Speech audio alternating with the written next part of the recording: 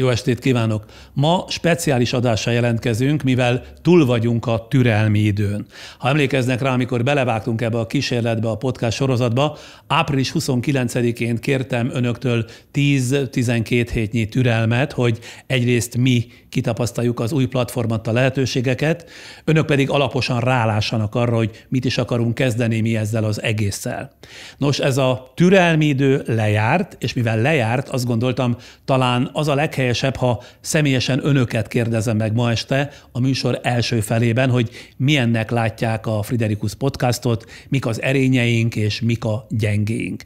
Természetesen menet közben is ez alatt a 10-12 hét alatt rendszeresen érkeztek önöktől az e-mailek, de ma egy hete külön is kértem, hogy írják meg, küldjék el ennek a 12 hétnek az önök számára kikristályosodott tapasztalatát. Hát mit mondjak, özönlöttek az e-mailek, és a több százból tényleg találomra kiválasztottunk 23-at, amelyeknek a feladóját ma este a Google Meet segítségével kapcsoljuk, hogy pacekba mondhassák a véleményüket. Ez lesz tehát a ma esti műsor első fele. A mai speciális adás második félidejére pedig meghívtam a hosszú évekig rettegett tévékritikusként számon tartott Cixet, Varga Attilát, hogy részint szembesíthessem a nézői véleményekkel az övét podcastunkról, illetve hogy kicsit beszélgessünk a televíziózás jelenkori állapotáról, meg arról, hogy miért lát sokszor másként a hivatásos tévénéző, a tévékritikus, mint a közönség. De mielőtt mindezekbe belevágunk, egyrészt kérem, iratkozzanak fel, osszák meg adásunkat, mindezen közben pedig 5 másodpercre szokás szerint szót kér támogatónk. Az együtt töltött családi pillanatok és a műsor támogatója a Kapszulás DAO Egberts Omnia kávé. Tehát itt vagyok, és itt vannak önök is, 22-en a több százezer, sőt, immáron milliós nézőtáborunkból. Milyen jó látni a nézőket. Én őszintén szóval régóta televíziózom, ezen a platformon nem olyan régóta, összesen talán 2-2,5 hónapja, de soha nem szembesültem a nézőkkel, legfeljebb, ha ilyen vidéki művelődési házakba, közönségtalálkozókra elmentünk, de az is már régen volt. Az lesz a metódus, hogyha egyetértenek vele, hiszen a világ különböző pontjairól jelentkeznek, bár mindannyian magyarok, hogy én neveket mondok, és mint az iskolában, akkor az majd megszólal, akinek a nevét mondom, másképpen nem lehet 22 embert kezelni. Jól hallanak? Jól látnak? Egyébként hadd kérdezzem meg, ez csak egy heves bólogatással, rendben van, dolgoztunk rajta épp eleget, ugye? Itt van mindjárt Domján Mihály, aki 48 éves, kecskeméti szakpszichológus. Igen, jó estét kívánok, így van. Jó estét kívánok. Sok mindent írt nekem, én csak néhány szemelvényt mondok a leveléből, és ha bárkinek ellenvetése vagy megerősítése van, nyugodtan szóljon bele, tehát azért a szigorú koreográfiát nem kell tartani. Akkor vegyük sorba. Ugye azt mondja az ön levelében, hogy vannak pozitívumok, vannak negatívumok. Az egyik pozitívum, hogy Kassa Tibit velem meg is kedveltette, mondja ön. Tehát akkor jól tettem a dolgomat, vagy rosszul? Ezzel mit akart mondani? Jól tettem, mert az embert mutatta be számomra. És tehát, eredetileg más volt a véleménye igen, róla. Volt bennem egy előítélet, egy sztereotípia, és itt viszont az embert láthattam meg, így kettőjüknek a beszélgetésén keresztül, és azért közel került ő is hozzám. Igen. Aztán azt is írja, hogy negatívumok helyett árnyalatokat mond, tehát nem akart megbántani, gondolom, csak ilyen udvariasan fejezte ki magát. Hogy mondjam, szeretem ezt a műsort, és nem kritikát akartam megfogalmazni, hanem hogy magam is készítek pszichológusi podcastokat, és úgy gondoltam, hogy... Szóval egy konkurenciát is üdvözölhetek ebben. Hát nem hiszem, hogy konkurencia vagyok, de valamilyen szinten igen. De azt mire írta például, hogy több rádiós íz jót tenne, kevesebb tévés mellett? Ezt például nem tudtam értelmezni. A podcastoknak egy kicsit más számomra a stílusa, mint egy tévés műsornak. És ez inkább az enyém azt mondja, hogy inkább hasonlít egy tévés műsorra, mint egy hagyományos vagy klasszikus podcastra? Számomra ez egy zseniális tévéműsor, és én ezzel együtt szeretem, és ezért nem tudok kritikát fogalmazni, csak egy árnyalatot, talán egy picit lehet közvetlenebbül megszólítani. Tehát közelebb kéne lennem a nézőhöz, azt javasolja. Én azt gondolom, hogy ezt át lehet gondolni. Nem biztos, hogy Sándorhoz ez közel áll. Valaki szintén a társaságból mondott hasonlót, vagy írt nekem hasonlót. Én voltam Szőke Zsuzsa. Nekem a podcast sokkal személyesebb. Az mit jelent? Igen, ezt magyarázza már el nekem, tényleg tanulom ezt a műfajt. Hogy lehetek személyesebb? Úgy, hogy nem ennyire profi. Egy kicsit talán megengedni azt, hogy mondjuk nincs minden annyira pontosan jóra vágva, hogy egy kicsit jobban megnyíljanak még ennél is jobban megnyíljanak a riportalanyok, ahhoz az kell, hogy kicsit szerintem is tisztázni érdemes a fogalmakat, hogy akkor ez most podcast vagy. Igen, csak ezt várom önöktől, hogy azt mondják meg, hogy mi a különbség a podcast és egy interjú között. Nekem van egy gyanúm, és magam is érzem ennek a mondjuk úgy a küzdelmét vagy a szorítását, hogy talán tényleg lazább a dolog, kevésbé van koreografálva, vagy kérdés-válasz. Időnként az is lehetne, hogy én hozzáteszem a magamét, úgy vitatkozom, hogy a saját álláspontom is benne van, valami ilyesmit mondanak, de higgy el, hogy ez nem csak rajtam áll, hanem azokon is, akik szembeülnek velem. Ugyanis azon nevelkedtünk 10-20-30 éven át, hogy szabályos, én mondjuk feltétlenül a magam nevében mondhatom, hogy 30 éven át televíziós interjúkat csináltam, amelynek nagyon szorosra vett keretei és szabályai vannak. Most hirtelen azt mondani, hogy legyünk lazábbak, ez azért nem megy. De egyébként jogosnak tartom, amit mond, és küzdök is vele. Remélem, hogy pár hónapon belül lehet majd látni a fejlődésemet. Nagyon drukkolok. Nem tudom pontosan megfogalmazni, hogy miben kellene változni. Ez egy nagyon nehéz ügy. Én azt gondolom, hogy sokkal inkább át kellene folyatni mindent saját magán. Sükös Hunor hozzá akar szólni. Én nagyon nem szeretném, ha például a magázódást elhagyná. Mármint, hogy szerintem attól, hogy valaki magázódik, még ugyanolyan személyes lehet, és szerintem inkább az a tiszteletnek egy formája. Az elején küzdöttem vele, mert ugye azt akartam, hogy talán tegeződjek, mert itt ezen a platformon ez így szokás, de rájöttem, hogy egyszerűen nem jön ki a számon, tehát ha nem figyelek oda, automatikusan magázódásba törtem ki. Én azt kell mondjam, hogy például számomra ez a sármiához is hozzátartozik. Az én sármomhoz? Mi az ön foglalkozása, ha már sármról beszélgetünk? Orvos vagyok. Orvos? Akkor a legjobb mondta nekem most ezt. Visszatérek még egy pillanatra a Domján Mihályhoz, mert a levelében, az e-mailjében azt írja, a díszlet, mondja, egy hotelszoba commerce díszletét juttatja az eszembe, ide nem szívesen térnék be. Nekem az, hogy sötét helyiségben van, nekem a világosabb tónusú, erősebb színek, modernebb bútorok, de ez számomra... Ennél modernebb bútorok? Hát a legmodernebb Káre bútorokkal rendeztük be. Én elfogadom, csak azt gondolom, hogy ehhez a stílushoz egy kicsit extravagánsabb dolgok is hozzájárulhatnak, de ez... Vegyünk mintát az ön mögött lévő extravaganciáról? Nem, hát ez most éppen egy ebédlőben ülök, és ez pont... Jó. Oké. Köszönöm szépen. Akkor szólítom Washingtonban élő színházrendezőt, Natalia Gleason nagyot. Jól mondom? Jó estét, jól, gyönyörűen mondta. Már 20 évesen elment először Londonba, majd onnan tovább, és végül is most Amerikában kötött ki. Mit csinálott egyébként, mint színházrendező? Próbálom a magyar drámaíróknak a darabjait a nagy értelmű elé juttatni, helyi írókkal együttműködök. Nagyon jó levelet írt, nagyon tetszett, noha véletlenül került elém. Azt mondja, én is részint tőle tanultam beszélni és gondolkodni. Ez annyira felemelő, hogy már megható. Ez komolyan mondja? Milyen értelemben kell ezt? Mondom, tehát vannak ilyen minták a szóban, ugye, és ezek közül hát te vagy az egyik. Akitől megtanultam, hogy kell kérdezni, hogy hogyan kell jelenlévően és felkészülten beszélgetni valakivel.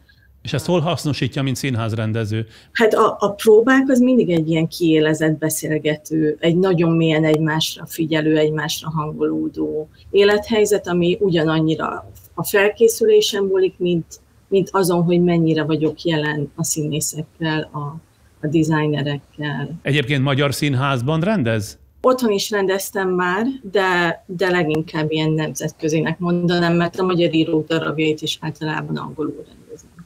Na most még a leveléből, az e-mailjéből idézek, vagy tegezzem én is, visszategezhetem, megengedi? Jól esne, de nem muszáj. Na, akkor erőt veszek magamon, jó? Azt mondja, hogy adj többet magadból, engedj belelátnunk abba, hogy neked ki miért fontos. Ez nagyjából az, amiről az előbb beszéltem a többiekkel? Számomra izgalmas lenne az, hogyha a te saját véleményed, hogyha mondjuk egy téma felvezetésében a saját személyes rálátásod, tapasztalatod, gondolatod is néha beszűrődne, amikor ezt helyén valónak talál. De szoktam néha azért megengedni magamnak ilyeneket. Azért mondtam már olyat, azt vissza is írta valaki, hogy az emberek soha nem tanulnak semmiből a tapasztalatom szerint. Meg mondtam már olyat, hogy érthetetlen, hogy az emberek miért akarnak az adott idő lejártán túl is tovább élni. Szóval azért úgy megfogalmazom még a kérdések formájában is a saját véleményemet. Szoktál ilyet csinálni, és ez nagyon jó. Engedd túlcsordulni az igazán jó beszélgetéseket, legyen 2-3 vagy akár 4 óra is. Tüzet őrzöl, és nagy a sötétség. Terjedhetnek ezek a lángok még nyugodtan. Mindenki a saját ritmusában néz, hallgat úgy is. Szerinted 2-3-4 órányi beszélgetés nem lenne nagyon sok? Én a magam részéről nagyon szeretném azt egyszer megélni, nem feltétlenül kell mindegyiknek nagyon hosszúnak lenni, de hogy milyen az, amikor tényleg itt nincsenek olyan határok, nincsenek olyan keretek, megkötő keretek, ami miatt egy órásra kéne hagyni. Meg hát ez tényleg az a platform, amit át lehet ugrani, tehát nem úgy, mint egy tévéműsor, hogy vagy végignézem, vagy elkapcsolom, hanem átugrok egy részt, és nézem a következőt, ugye? Pontosan, illetve ugye említettem ezeket a timecode-okat, szerintem a hosszabb beszélgetéseket ilyen dramaturgiai eszközekkel és súlypontozni, vagy fajpontozni. Ja, mert azt javasoltad, hogy a videókat gondolati egységekre timecode-oljuk, legyenek linkek, további információk az adott témákhoz. Azért nem tudom, hogy képzeled, hányan vagyunk mi a stábban? Tehát, hogy milyen nagy stáb vagy hányas létszámú, tehát hány fővel készítem ezt a hétről hétre jelentkező sorozatot? A fantáziámban 6-an vagytok, vagy 7-en. Na, nagyjából ez igaz is, körülbelül 6-7-en vagyunk velem együtt. Olyan nagyon azért arra kapacitás nincs, hogy és még akkor gondolati egységekre bontsuk. Idővel távlatosan azért ezt tervezzük, de meg hogy belinkeljünk minden cikket, amit felhasználtunk mondjuk az én készülésemhez, és így tovább. Szóval azért nehéz, ez nem túl egyszerű. De hadd szavaztassam már meg a többieket arról, hogyha már itt vannak, hogy azok tegyék föl a kezüket, akik azt mondják, hogy lehetne sokkal hosszabb, akár 2-3-4 órányi is, amit mondott az előbb Natália. Azt mondja, hogy 1, 2, 3, 4, 5, 6, 7, 8, 9, 10, 11, 12, 13. Hát éppen, hogy csak a többség. Tehát az egyik fele így, a másik fele úgy, de ezen azért elgondolkodunk, mert végül is lehet benne valami. Kérdez tőlünk, még ezt mindig Natália írja nekem, Washingtonból, kérdez tőlünk is valami konkrétat a podcast végén, a közösségi médiában építs nekünk közösséget, hallgatni nem tudunk, de taníts többre is. Ezt hogy képzeli? Hogy képzeled?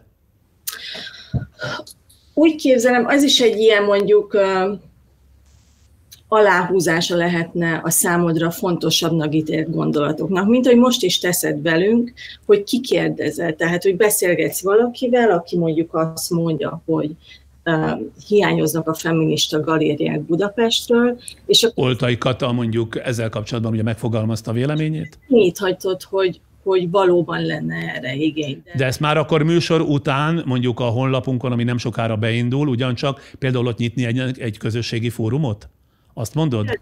Igen, de nem feltétlenül kell ilyen igen-nem kérdéseknek lenni ezeknek, tehát ilyen kicsit megvezetni a gondolatindítást, hiszen mindegyik beszélgetésed gondolatindító, de ezt még jobban lehetne talán irányítani. Azt mondod a leveledben, hogy ne kezeld le az iskolázatlan vendégeidet, törd meg az elitizmusodat. Na, ezt nem értettem. Kit próbáltam meg így, nem tudom, leiskolázni? A szegény Kassa Tibitől 3-szor kérdezted meg, hogy miért nem ment egyetemre, úgy emlékszem.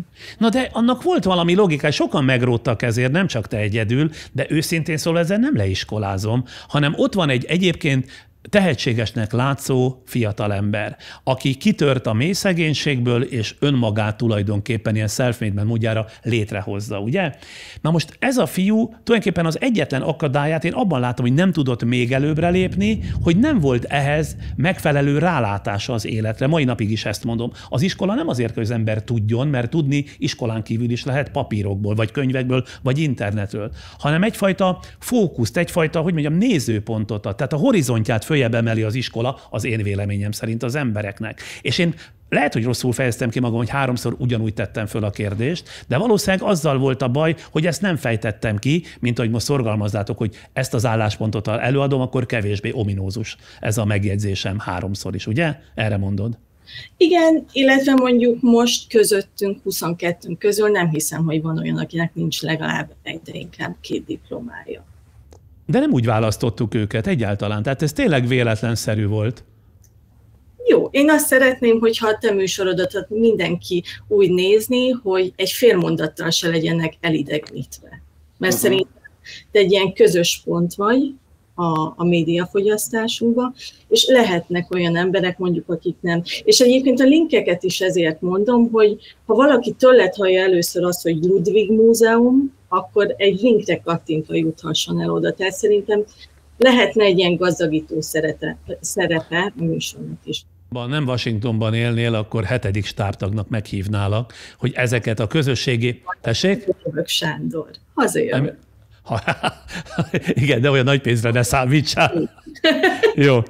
Végül még, amit mondta, hogy eddig a gesztis beszélgetéset tetszett a legjobban, nyilván a Geszti Péterrel, az igazi budapesti sziporka volt, több szempontból is jobb az, amikor élő kapcsolataidat hozott be a stúdióba, és témáztok, mint mikor a téma mentén hívsz vendégeket. Ezt én azért nem egészen így gondolom. Szerintem megoldás lehet ez is, meg az is. Tehát, hogy a téma mentén jön be egy vendég, vagy akivel régóta ismerjük egymást, vagy Mester Tamás ilyen volt, Geszti Péter ilyen volt, és akkor nyilván azon az ismerettségi fokon, ahol a kapcsolatunk tart 20-30-40 év után, úgy beszélgetünk. Igen, itt talán pont a személyességre kapcsolhatok vissza, ahol úgy érzem, hogy ha olyan emberekkel beszélgetsz, akik egyébként is az életedben vannak, akkor az egy organikusabb beszélgetés, az egy összetettebb, meglepőbb. Meg talán az, hogy hát közvetlenebb, ahogy itt mondjátok. Nagyon szépen köszönöm, sokat tanultam. Kapcsoljunk át Unyi Martinra, aki utolsó éves orvostanhallgató, hogyha a leveléből jól emlékszem. Én mindig örülök, hogyha valaki kilép a tévéből, mert azt látom, hogy ez egy ilyen borzasztóan hazug, és egy kicsit ilyen hamis képet mutat most már az emberek felé. És az interneten ez nem így van. És látva a régi műsorokat, ott azok azért sokkal izgalmasabbak voltak, sokkal jobban kihasználták azt a lehetőséget, amit így a tévé adhatott, és most ez erre az internet van. Ezt most már a tévé nem látja el. A pénzről szól, hamis dolgokat mutat, és azt látom, hogy egyszerűen nincs értelme nézni, mert... Le is szokott a tévézésről? Nem néz egyáltalán lineáris tévét? Hát nem nagyon. Ha nézek is akkor sorozatokat, hogy amikor éppen hazautazom, de hogy ilyen műsorokat nézek, realitiket, meg a reggeli műsorok, az veszőparipám, tehát... Igen, azokat nézi és kritizálja? Azok borzasztók, azt mondja? Nem nézem, mert akkor elmenne a kedvem az élettől. Tehát... Olyanok? Hát én azt nem nézem. Későn kelő vagyok, én ritkán nézek reggeli tévéműsor. Azt írja nekem, hogy szervezzenek be néhány fiatal független vendéget, akik csak kikapnak a tömegből, ez az ön szavajárás ezek szerint, és velük elbeszélgetnék sok kortársam, és jó magam is annyi problémával küzdünk nap, mint nap, amiket észre sem vesznek az előttünk járó generációk. Ha önt kapnám ki a tömegből, milyen problémát osztana meg velem, meg a podcast nézőivel? Hát ami nekem nagy problémám, az ilyen generációs szakadékok, amik így kialakultak a modern világba. Nem értjük egymás világát. Tehát még mondjuk én fiatalként sok időt töltök mondjuk a YouTube-on, kezdve attól, hogy szórakozok a YouTube-on, addig, hogy mondjuk tájékozódom, vagy tanulok onnan, vagy például érdekes műsorokat hallgatok, beleértve ezt is. Tehát, hogy de ezt mondjuk teljesen elítéli egy mögöttem lévő generáció. Mit ítél el? Hogy ez egy megfelelő információs forrás lehet. És pont ezért mondom, hogy jó, hogy megjelenik egy ilyen műsor az interneten, kilépve a tévéből, amit egyébként az előttem, mondjuk a szüleim generációja néz, mert ott egyszerűen nem lehet ennyi információhoz jutni, mint mondjuk a YouTube-on. De hát ez nem hiszem, hogy ez generációs szakadék lenne. Hát ez a különbözőségek. Más világban nevelkedtünk mi, mint nevelkedett ön. Ennek folytán van valamiféle, hogy mondjam, különbség a hozzáállásban. Ez tiszta sor, én csak azt hiányolom, hogy ennek a közelítése, ez így hiányzik a társadalomból, hogy egy kicsit megértse az egyik oldal a másikat. Mint például én is, hogy láttam a régi műsorokat, és ezt élvezhetőnek tekintettem. Az egykori én műsoraimat, a Friderikus Show-t mondja? Igen, amikor körülbelül 4 éves lettem, mégis szórakoztatónak találtam. Míg fordítva ez nem igaz, hogy ez azt a tartalmat, amit jelenleg én fogyasztok, azt mondjuk lehet, hogy a szüleim generációja nem tudom. Na ítéljen meg engem, milyen tartalmat fogyaszt maga, és akkor elmondom arról a véleményemet, ha egyáltalán hozzá tudok szólni. Hát én például nagyon szeretem az ilyen számítógépes játékokat akár nézni is, mert például nincs időm nekem játszani rajta, mégis szeretem megnézni, hogy mi a sztoria, mert számomra ez teljesen olyan lehet, mint akár egy film, vagy egy könyvnek az olvasása. Na, de mi lenne azzal az én bajom? Hát azzal nekem, mondjuk, akik legalább 2 generáció idősebb vagyok, mint ön, semmi bajom. Jelentkezik valaki, Schöninger András, parancsoljon. Én ehhez annyit fűznék hozzá, hogy nekem például 58 éves az édesanyám, és ő rendszeres internet felhasználó, és ő inkább már onnan tájékozódik, mint a televízióból. Úgyhogy nem tudom, hogy ő a kevés kivételnek-e a része, vagy pedig valóban vannak többen is az idősebb, akár 50-es vagy 40-es korosztályból, akik előszeretettel használják az internetet. Bármit én látok az ismeretségi körben, ott azt látom, hogy leginkább tényleg most már az emberek onnan informálódnak, legalábbis akiket ismerek, barátaim, szülei, vagy akár Internetről inkább, ugye? Igen, inkább az internetről informálódnak. A következő, akit megszólítok, Marcsó Csilla, üzleti stratéga, coach. Itt vagyok. Mindenki coach, vagy minden második ember. Hogy lesz valaki coach? Trénerként dolgoztam meg, hálózatépítőként, és rengeteg emberrel foglalkoztam, és egyszer csak így a 40-es éveim elején azon gondolkoztam, hogy szeretnék újra megújulni, valami más csinálni, és megmondom őszintén, hogy nagyon tetszett, és mindig is érdekelnek az újdonságok, és azért 10 évvel ezelőtt én akkor Szegeden éltem, és az első coach voltam. Honnan tudja egy coach, hogy jól csinálja a dolgát, vagy nem? Én úgy mérem a saját munkámat, hogy hogyan ajánlanak tovább. Tehát valahogy... Ja, tehát, hogyha ajánlják önt, akkor jól végzi a dolgát, ha meg már nincs kócsolni valója, akkor valószínűleg nem annyira. Az ön e-mailjéből idéznék ugyancsak. Azt mondja, a beszélgetéseit kijegyzetelem, és a zárt csoportomban átbeszéljük, kielemezzük az itt hallottakat, ugyanis korrelálnak az általam tanított témákkal.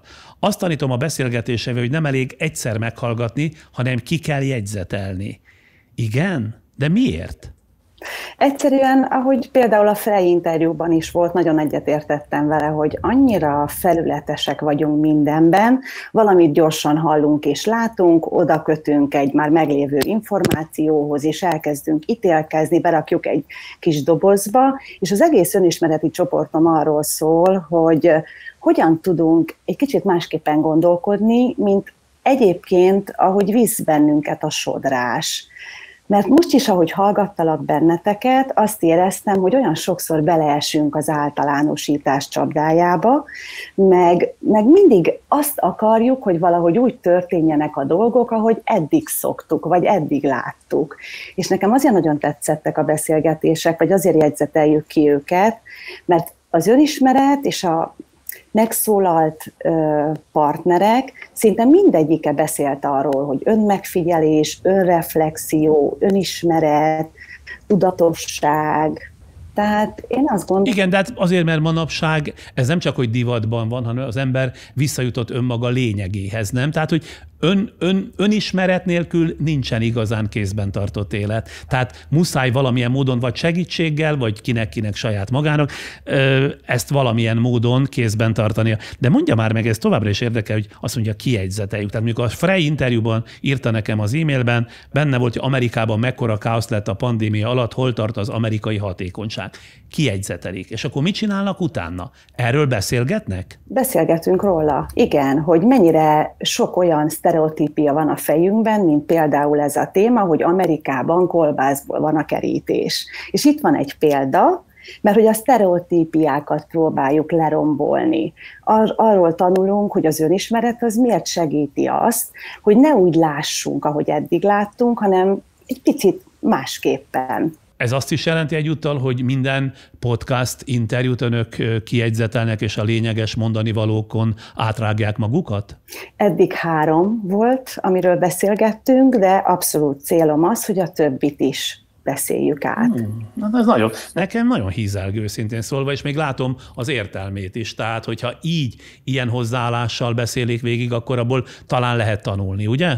Én úgy érzem, hogy lehet, ne ragadjunk le, hogy csak könyvekből lehet okosságokat kimeríteni, vagy kiszedni, hanem egy ilyen beszélgetésből is, amit itt a podcast során láttunk. Nagyon köszönöm. Akkor a következő, akit megszólítanék, Keti Toma, Las Vegasban él és dolgozik, mögötte felirat is van, tehát pontosan tudjuk, hogy kit kapcsolunk. Hogy került Las Vegasba magyar létére? Ide kerültünk Amerikába, mert az én magántanuló gyerekem kiküzdötte magát a Google figyelmével, ugye a Silicon Valley-be, amiről aztán sok minden kiderült. Tehát a gyerek mondjuk a számítástechnikában annyira jó, hogy egy valamilyen verseny vagy ösztöndíj révén került ki a Silicon völgybe? Igen, Írországba éltünk, amikor 4 éves volt a fiam, akkor kiköltöztünk Írországba. Egyrészt, 2 rész volt, az egyik, hogy menekültünk a magyar iskolai rendszertől, amit már az előző gyerekemmel végigküzdöttünk, és nem láttam értelmét, hogy még egy gyerekemmel végigküzdjem. És Írország, meg a második az volt, hogy angolul megtanuljon beszélni, egy olyan szinten, ami meg fogja neki engedni, hogy bárhol a világon megállhassa a helyét. A iskola rendszerről is kiderült, hogy nem az, amire vártunk, egy fantasztikusan sok... Önök azért nagyon igényesek lehetnek már, ami az iskola rendszereket illeti. A gyereknél tartottunk, hogy a gyerek hogy kerül ki a Szilícium völgybe? Tanult nagyon kicsi korától, tehát nagyon igényes volt abban, hogy sokat tanuljunk, olvassunk, beszélgessünk, és akkor 12 éves korában megnyerte egy Google megméretésen Dublinba, megnyerte a fődíjat, és a Google pedig megkapta nekünk az engedélyt, hogy kijöjjünk és itt kint tartózkodjunk, és így kerültünk Amerikába. Ja, hogy követték akkor a gyereket. A Silicon Valley, azt teszem hozzá, hogy ugye mindenkinek van egy image róla, majd amikor ott vagy benne, megtanulod, hogy ahhoz fel kell nőni, hogy azt megugorjad. Tehát mikor láttuk, hogy még nem vagyunk készen, akkor 2 lehetőség volt visszamenni Magyarország, Írország, vagy elmenni egy kisebb helyre, mint Las Vegas, ami nem kisebb, de Silicon Valleyhez közel van, elérhető, és akkor itt tanulni, fejlődni, és majd visszamegyünk és megugorjuk a mérföldkövet nagyon hamarosan. Na most, amit ugye a levelében, az e-mailjében írt, ami újdonság volt a többiekhez képest, hogy lehetne valamiféle bepillantásos rész, ahol megtudhatjuk a hátteret, tehát hogy készül a Friderikus podcast. Hát ez igen rövid műsor lenne, mert otthon ülök, olvasok, témákat válogatok, fölhívom 1-2 agyas barátomat, megbeszéljük, hogy szerinted ebből mit lehetne kihozni. Hogyha valaki ilyen szeretett csinálni, vagy ha valaki ebben gondolkozik, ugye sokan csak elkezdenek egy podcastot, de annak kell legyen egy előkészítése, kell legyen egy formája, kell legyen valamilyen szinten egy szabadon szerkesztett váza. Hogyan készül az el? Mit kell ahhoz tenni? Az előkészítés az a lényeg a műsornak. És hogy az a bátorság, hogy megteszem, kiteszem, aztán elengedem. És ez a jövő. Megtanulom, összeszedem. Lehet, hogy ön is például egy ilyen podcastot indítana, és voltaképpen a hátteret egy kicsit azért is szeretné látni, hogy mi hogy csináljuk, hogy utána azt a Friderikusi módszertant is átültesse a saját podcastjába? Kezdem lassan megfejteni. Igen. Mit mondod, hogy sokkal tartozik? Igen. Sokkal tartozunk már, igen, majd szívesen beszélgetek róla. Szóval a példát, tehát szerintem a jó példa. Annyi minden van. Ez az egyik másik dolog, amit a gyerekeknek meg kell tanítsuk, hogy látnak 10 podcastot, mi az, amit tetszik neked, mi a miértje, és mit fogsz belőle te lemásolni, tudni, továbbítani. Ez a lényeg, tehát most annyi információ van. Egyébként ön hogy látja, mi a podcast lényege? Mi az a többlet, amit személyesen ön kap ettől? Hát az, hogy bizonyosabb vagyok benne az, hogy ez az igazságot, az önmagad gondolatait mondod el és hallatod, mintsem egy megvágott tévéműsor, amit mindannyian tudunk, hogy be kell férkőznünk bizonyos standardokba ahhoz, hogy a csatornát képviselje. A podcast az te magad. Na most ennek vannak előnye és hátrányai, ugye? Kibontakozol, persze sokan szeretni fognak, sokan nem, de nekem azt a hitelességet adja, hogy ez nem egy beállított, nem azért kérdezte a kérdést, mert valakinek ez meg kellett feleljen, hanem azért, mert igazán érdekli. Ön azt mondja, hogy szeretettel promotálja az amerikai csoportjaiban a Friderikus podcastot, és remélem minél több embernek okoz ez örömöt és inspirációt. Na most jó hírem van, hogy a héten elkezdtük most már angolul is feliratozni, sőt talán németül, meg franciául is, tehát visszamenőleg majd a következő hetekben mindegyik műsor már angol is, úgyhogy azt kérem, hogyha már jó hírünket viszi, akkor ne csak a magyar csoportjában, hanem az amerikaiba is, mert már ott van angolul is. Jó? Meg fogom tenni. Köszönöm szépen A lehetőséget. Én visszakérem egy pillanatra, már beszéltünk az imént Süköst Hunor orvost, akinél elfelejtettem, ott van, szóba hozni azt, hogy mert ez engem tényleg érdekel, és őszintén nyugodtan mondja a szemembe, azt mondja, néha Sándor némelyest felkészületlennek tűnik a beszélgető partner életével, munkásságával kapcsolatban. Lehet ez nem mindig van így, de néha ez bizony érződik. Mire gondolt Hunor egészen konkrétan, hogy tanuljak belőle? Mikor voltam felkészületlen? Én annyit készülök, hogy aki nálam többet készül, az űrhajós, vagy nem tudom én ki. Hát azért fogalmaztam úgy, hogy úgy tűnik. Biztos vagyok. Na de kinél? Hát az elején nagyon megmaradt, hogy amikor Mester Tamást hívta vendégül, akkor hát konkrétan szóvá is tette, hogy úgy lemaradt a legújabb életszakaszáról Mester Tamásnak. De hát mindenkinek az életrajzával kezdem, nagyjából azért tisztában voltam vele, legfeljebb bizonyos részletkérdéseket nem tudtam. Még talán azt írtam így ki magamnak, hogy arra gondoltam például a Csilek Andrással való beszélgetés. Igen, Csilek doktorral, igen, Miskolcról. Volt pár olyan mondat, pár olyan csúsztatás, amin így átsiklottak, ami talán jobban bele lehetett volna menni. Vagy. Tudnál konkrétan is felemlegetni? Ami így nagyon megütött egy ilyen érzékeny pontot, ez a jó orvos, az nem baj, ha egy kicsit jól kiég. Szóval azért ezt ilyen... Elfelett így nagyon-nagyon átsiklottak, de szerintem ez nagyon... Én szerintem erre pedig rákérdeztem, mert mintha azt mondta volna, hogy a távolságtartáshoz, vagy ez lehet, hogy már fantáziából dolgozom most, és nem az emlékeimből, de valami arra emlékszem, hogy azt mondta, hogy azért kell, hogy kiégjen, hogy bizonyos távolságot tudjon tartani vizsgálata tárgya, azaz a betegek között, mert egyébként az ember, ha azonosul minden betegével, és nem kiég egy kicsit, akkor az előbb-utóbb bevonza, tönkreteszi magát, az orvost is. Valami ilyesmit mondott? Vagy ezt én most már csak képzelem? Hát csak maga az együttérzés hiánya, az nem, tehát hogy az nem maga a kiégés. Tehát, hogy ebben egy pici csúsztatást éreztem, hogy maga a kiégés az ugye nem csak akár az empátia hiányából áll, hanem a motiválatlanság, maga a kétségbeesés, az, hogy az ember nem tudja, vagy úgy érzi, hogy nincs értelme a munkájának, és ebben nem is nagyon mentek annyira bele. Néhányan pont azt tették szóvá, hogy nagyon jól beleláttak az orvos szakma rejtelmeibe, mások, talán kevesebben pedig az, hogy azért voltak ilyen hiányosságok, de hát ezt tudja be a pillanatnak, azért ez csak egy interjú, tehát mondjuk nem a tökéletességgel mérjük magunkat. De azért például kiemelném, hogy most a legutóbbi beszélgetésnél viszont nagyon-nagyon... Mi volt a legutóbbi önnek? Hát a Babarci Eszter és a... Ja, múlt heti, igen. Hogy ott mi volt? Úgy érzem, mintha már azokat a leveleket, meg azokat a kommenteket, amiket küldtünk, már úgymond beleépítette volna, és egy kicsit ugye ezek mentén is egy picit alakított volna. Na akkor viszont erre válaszképpen csak találjam meg Menyes Angéla, a Németországban élő művész. Milyen művész ön röviden? Hát alapvetően festek és írok. Idézek az ön e-mailjéből. Egyáltalán nem kellene kikérnie senki véleményét a saját műsorával kapcsolatban, ha csak nem ez is a műsor része. Főleg nem a közönségét, mely pillanatnyi szubjektív preferenciák alapján reagál, véleményez. Terelhető kis sorda, és ezt nem bántásként írom, ez tény. Tehát haladjak, azt mondja, a saját nyomvonalamon, senkire és semmire ne legyek tekintettel? Én azt gondolom, hogy igen. Ugyanis végighallgatva ugye addig a jelenlévőknek a véleményét, mindenkinek igaza van. A maga világában mindenkinek igaza van. És ez az ön műsora, ez önről szól, természetesen a meghívott vendégekről is, de hát ön találja ki ezt a műsort, és nyilvánvalóan, hogy teljes lényével Sándor benne van a műsorban. És most lehet az, hogy most legyen hosszabb, legyen rövidebb, legyen személyesebb, bla bla bla. Tehát készüljön föl jobban, mint az előző mondta. Igen, most van egy önálló műsora, végképp az lenne a cél, hogy önmaga legyen. És azáltal valaki, nem emlékszem a hölgy nevére, mondta, hogy önből többet lehetne megtudni. Na most az véleményem, hogy önről is nagyon sokat, és egyre többet lehet megtudni azáltal, hogy kit hív meg, hogyan kérdezi, mit kérdez tőle.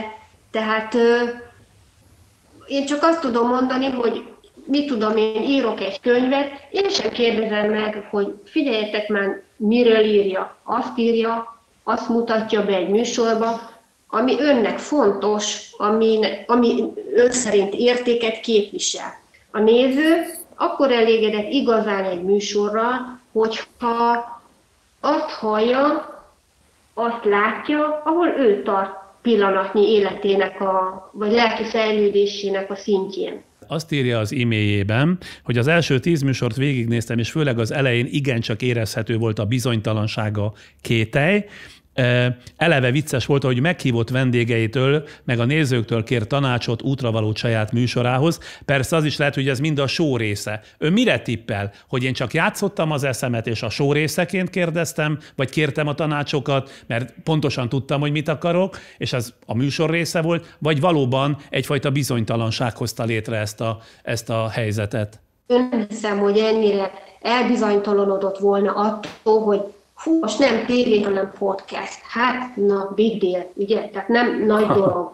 Önnek ez nem lehet akkora nagy kihívás. Köszönöm szépen önnek, most szólítom Kutas Emőkét, aki színházi öltöztető. A Győri Balettnél dolgozom, csak a Győri Színházon belül, és ebből kifolyólag én táncosokat öltöztetek. Az érdekes volt, amit az e-mailjében ír, hogy Jásper Éva az átlagos ember átlagos történetéből többet lehetett tanulni és formálódni, hiszen vele az azonosulás könnyebben megy. És milyen érdekes, hogy mégis azt a műsort valamennyi közül a relatíve legkevesebben nézték, 85-86 ezernél jár a nézettség a YouTube-on, durván 5-6 ezer a Facebookon. Ezt miért vagy mivel magyarázza? Ebbe a csapdába azért még mindig beleesünk, hogy hiába érdekes esetleg a riporter személye, a riportalany kevésbé ismert, ezért esetleg nem kattintunk rá, és nem nézzük meg. Szerintem még így az elején azért a nézőszámok nem mindig reflektálják azt, hogy maga az interjú mennyire érdekes, vagy mennyire... Ja, tehát ez nem a riportnak, nem az interjúnak szólt, nem az interjú alanynak, hanem az, hogy még a kezdetben voltunk, az volt talán a második adás. Igen, emlékszem, amikor beszélték talán az RTL igazgatójával, hogyha a főműsoridőbe beraknak valamilyen kicsit a hagyományostól eltérő filmet, akkor annak kisebb a nézettsége, és ezt párszor megpróbálták. És meg kell szokják az emberek, mert a jót, ha megszokják, akkor utána azt fogják elvárni, de azért minden változás úgymond idő. Tehát idő, hogy az emberek oda szokjanak. Pocsai Boglárka is szót kért. Igen, ez is benne van, amiket mondtak, de szerintem az volt az egyik legérdekesebb és legjobb interjú. Nekem azt tetszett a legjobban. Ez egy nehéz téma, és ettől szerintem sokan megrettennek. És az emberek lehet, hogy egy kicsit homokba dugják a fejüket, mert hogy nem szívesen hallanak ilyen interjúkat. Tehát, hogyha valaki egy kicsit empatikusabb, és elképzeli a saját helyzetét, hogy vele is megtörténhet ez, hogy egy beteg gyermeke lesz, azért én azt gondolom, hogy nem egy ilyen felemelő érzéssel tölti majd el az ember. Minden esetre mi nem fogunk lemondani, arra jutottunk az ismeretlen emberek bemutatásától, ha van egy érvényes története, amely tanulságul szolgálhat másoknak is. Mihelberger Beáta, aki papírom szerint ügyvéd, és valószínűleg a valóságban is ügyvéd, ugye? Csókolom. Igen, így van. Ön a nekem küldött e-mailben azt írja, hogy Péni István sportlövő ügyében a beszélgetést úgy értelmeztem, hogy majd más szereplőket is megszólaltatnak az ügyben. Nekem az a fajta oknyomozó újságírás, amit képvisel, zseniális, köszönöm, de én ezt a szálat mindenképpen tovább vinném, mert egyébként hiányérzete keletkezik a nézőnek, ugye? Pont azt hiányolom, hogy mindig az egyik fél szólal meg, tehát a Péni István nagyon sokszor megszólalt, viszont a másik felet nem szólaltatták meg. És nem gondolja, hogy annak esetleg oka lehetett, hogy miért nem szólaltatták meg a másik felet? de hogy nem biztos, hogy van oka, meg biztos, hogy van oka annak is, hogy ő nem nyilatkozik a kérdésben, de lehetnek még más szereplők, akik adott esetben hozzá tudnak tenni. Tehát én erre kíváncsi lennék, és azt gondolom, hogy Sándor személye garancia arra, hogy ez megfelelően körbejárható.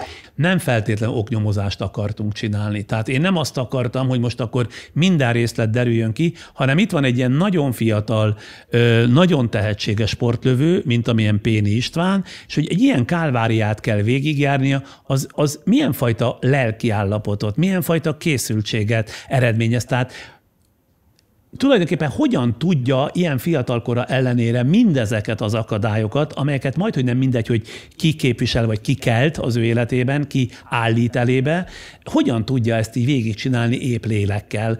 Még egy megjegyzés az ön e-mailjéből, azt mondja, elférne a műsorban az interaktivitás, például az interjú alanyokkal kapcsolatos előzetes kérdésbeküldés, vagy a komment szekciókra bármi reakció. Nem azért, mert Sándor nem tenne fel minden lényeges kérdést, de az élőbb jelleg érzet okán, tehát hogy inkább élő jellege legyen a dolognak. Nem tudom egyébként, hogy nem töredeznie szét az interjút, ha a nézők folyamatosan közbe kérdezhetnének. Igen, én nem teljesen erre gondoltam. Itt a műsor elején feszegették azt, hogy hogyan lehet Sándort közelebb hozni a nézőkhöz, mitől nem tűnik ez a podcast adás olyannak, mint egy tévéműsor felvétele. És érzem azt a fajta igényt, hogy a közelséget azt talán valami fajta interakcióval lehetne jobban megvalósítani, de nem gondolom én sem, hogy a műsor közben, meg ezek a műsorok általában felvételről mennek, tehát nem élőben. Nem tudom, hogy mi lenne a jó technika. Most az adás közben gondolkodtam azon, hogy mi lehet az, és lehet, hogy az van, hogy én még nem láttam egy mély interjút Friderikus Sándorral, tehát ez mondjuk hiányzik. Hát akkor lehet, hogy egyszerűsíti a dolgunkat, meghívok különböző riportereket, vagy civil érdeklődőket, és folyamatosan magamról fogok beszélni, és akkor mennyivel egyszerűbb, nem kell készülnöm, tudom az életemet nagyjából fejből, kivéve amikor össze-vissza keverek dolgokat, de engedje meg, hogy visszatérjek a komolyabbik felére. Még annyit ír a levelében, hogy azt nem tudom, hogy az Y és Z generációkhoz mennyire jut el az önök podcastja, milyen korosztály nézi, nekik túl hosszú lehet talán az 1 óra. Ugye az Y generáció az a 27-31 évesek ma, az Z generáció ma 12-26 év közötti korosztály, hogy így utána néztem. Őszintén szólva gondolja, hogy ez a podcast nekik is kellene, hogy szóljon? Én nem tudom, hogy ki a célcsoport, tehát nem tudom, hogy ki az, akik... Önök. Többnyire azért önök, tehát az önök korosztály, ez a mondjuk 30-tól vagy 28-tól azt mondom, vége láthatatlan. Nem viccelek, másfajta problémakör foglalkoztatja őket. Én szerintem nem így van, szerintem foglalkoztatják ilyen kérdések is őket, viszont nagyon gyorsan, nagyon rapidan élik az életüket, nagyon interaktívak, és lehet, hogy nekik az 1 óra hosszú, viszont ehhez a műsorhoz meg szerintem kell az 1 óra, de szerintem sem kell több. De jelentkezik egy fiatalember, Mohos Péter, szót kér generációja nevében. Ugye nekem is édesanyám ajánlotta a műsorát, ő 55 éves, és én azóta is rendületlenül nézem az összes megjelenő epizódot, valamint ajánlom is másoknak, akik hasonló korosztályban vannak, mint én, és ők is... Maga durván az Y generáció, tehát 31 éves? Tetteje 30, igen. Mi az ön foglalkozása? Én szoftverfejlesztő vagyok. Szoftverfejlesztő. Köszönöm szépen, akkor most egy másik generáció tagját, Jánoska Zsoltot kapcsoljuk be. Azt mondja ön az e-mailben, amit én hiányolok eddig, tudom, még csak 10 adás volt, az egy kicsivel több közélet aktualitás. Talán önnek sikerül egy kicsit megmozgatni a nézők gondolatait, elérni, hogy legyen véleményük, nyissák ki a szemüket. Na most ez például rengeteg vitát gerjeszt, hogy legyen-e politika és közélet. És éppen a múlt heti adásban, a Babarczy Eszterrel készült beszélgetés utolsó harmadában, ha emlékszik és látta, az mondjuk inkább közélet volt, és közélet, politikának nem nevezném, inkább közélet, közállapotainkról beszélgettünk. És végigolvastam például az azóta keletkezett kommenteket, mondjuk a YouTube-on, és abból jó néhány ember azt jegyezte meg, hogy erre semmi szükség nincs, mert ez ugyanúgy meg fogja osztani a nézőtáboromat, mint hogy az országot megosztja az, hogyha a politika belekeveredik mondjuk egy ilyen beszélgetésbe. Először is, mint podcast, én azt mondom, mindenki azt néz belőle, amit akar. Tehát előbb, ahogy itt mondták, én azt mondom, Friderikus darabokban. Ha több órát nézek, megnézem az első fél órát, megnézek 2-3 másik epizódot, ami nem érdekel, kihagyom. Tehát nekem ettől podcast a podcast. Az, hogy közélet miért? Azért, mert pont a józanság hiányzik ma már. Hát ahogy ön is mondja, nézek YouTube podcastokat, hát valószínűleg a harmadik percben sikítva menekülnék, mert egyszerűen egy olyan dömpinget és egy olyan nyomást kapok, ami nem hiányzik. Politikait vagy közéletit? Azt is, politikai közéletit, pontosan. Több közéleti csatornát is követek, és bőven elég van belőlük, és ennek a Friedrichus Podcast csatornának leginkább az volt az értéke számomra, hogy információt ad át, olyan információt emberi történetek által, amik által mi úgymond többek lehetünk. Na most a közéleti témáról megvannak az egyéni preferenciák, egyéni vélemények. Tehát ha jól értem, akkor maga azt mondja, hogy ezt mellőzzük, tehát zárjuk ezt ki, ne legyenek politikai közéleti aspektusok. Igen, én úgy gondolom, hogy ennek haszna úgymond nincsen, mert mindenki hangoztatja a saját véleményét. Igaz, hogy lát a másik oldalból is egy picit, de számomra úgy tűnik, hogy a mai Magyarországon ezek az oldalak, ezek teljesen süket fülekre találnak egymás megértésében. Hadd szavaztassam már meg a többieket. Aki szeretne politikai közéletet látni mondjuk a podcastunkban, tegye föl a kezét, kérem szépen. Azt mondja, hogy 1, 2, 3, 4, 5, 6, tehát 7 kisebbség. Még hogyha Jánoska úr 2 kezét is teszi föl, tehát ez a kisebbség. Jéga Szabó Gabriellát kérem szépen, hogy kapcsoljuk ide a középpontba, aki pénzügyi vonalon dolgozik, és valami olyasmit írt, amit felemás módon értelmeztem, azt mondja, igen, egyedül éreztem magam egészen az ön riportjai hallgatásáig, mert igen nehezen vannak jelen azok az emberek, akik figyelnek, és nem feltétlenül fekete vagy fehér minden, hanem lehet többféle vélemény, és nem szükséges gyűlölni vagy imádni, bármiről legyen is szó. Én ma nagyon-nagyon azt látom, hogy igazán polarizáltak vagyunk, és azt éreztem, amikor az első műsort meghallgattam, egyébként ez a Frey Tamás volt egész pontosan, a vele folytatott riportja, hogy mennyire jó ebből kiszakadni, hogy valaki másnak az életét végighallgatni, a problémáit, hogy ebben mennyire egyezik az én saját látásmódommal, vagy nem egyezik, vagy miként lehet másképp látni bizonyos dolgokat, ez nekem nagyon tetszett. Érdekes, amit mond. Én ezt úgy fogalmaztam meg kicsit ironikusan a magunk számára, hogy új néző született. Tehát míg régen a televízióban a nézők a produkciót, a beszélgetéseket, ha éppen interjúról volt szó, a maguk teljességében értelmezték. Ma, mintha annyira fölgyorsult lenne a világ, és annyi impulzus érné az embert, hogy egy néző, ha leül és valamit megnéz, vagy meghallgat, adott esetben mondjuk a podcastjaink valamelyik interjúját, akkor tulajdonképpen elég, ha csak 1-2 mondatot kiragad belőle, amivel azonosulni tud, ami őt is foglalkoztatja, és abban a pillanatban azt elfogadja, és remeknek találja. Tehát, hogy valami más keres ma már a néző ezekben, amit ön mondott, az önazonosítás. Tehát, hogy tudja-e magát valamilyen módon igazolni, vagy ha nem is igazolni, de cáfolni, és ha cáfolja, akkor is kötődik ahhoz a problémakörhöz az ember. Lehet, hogy bonyolultul mondom, lényeg, hogy én értem. Nem, de teljesen igaza van, mert szerintem az embereknek az nagyon fontos, hogy igen, ez egy teljesen általános vagy jogos probléma, vagy másra is előfordul, vagy más is így látja. Erőt nyer abból az ember, hogy másnál is ez fölmerül, ugye? Simon Anikó közben jelentkezik. Nekem igazából azt hozza vissza az egész adás, amikor valakivel tényleg van idő leülni, beszélgetni. Tehát itt Domján Mihály mondta, azt hiszem, hogy neki egy kicsit sötét talán ez a stúdió. Ez kicsit olyan, mint amikor az ember beül valakivel egy bárba, egy sötét sarokba, egy ilyen, hogy is mondjam, egy ilyen 4 szemközi beszélgetés, félhomályba, igen, 4 szemközi beszélgetés, és igazából mi ennek a harmadik szereplői vagyunk, akik ezt így nézik. Igen. És nem kell, hogy egyetértsek vele, nem is cicomáznám túl, mert pont ez a jó benne, hogy én kívülállóként megnézhetem. Én biztos, hogy nem beszélgettem volna, még hogyha arra járok Budapesten adott esetben egy Oltai Katával. Tehát én tudja, hogy nem tudtam volna megszólítani se. Tehát nekem gyakorlatilag olyan, mint egy ablak egy adott emberre.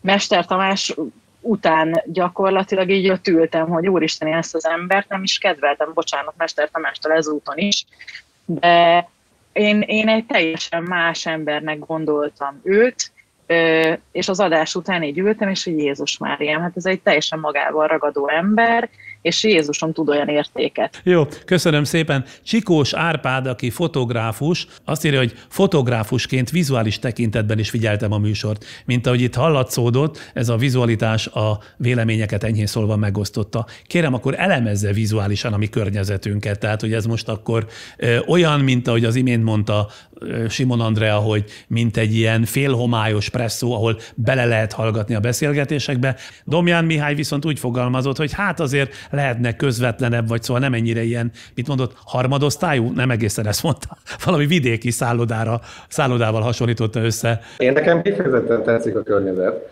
tehát sok szállodában járok egyébként, és azért azt nem állítanám, hogy ez egy harmadosztályú szálloda.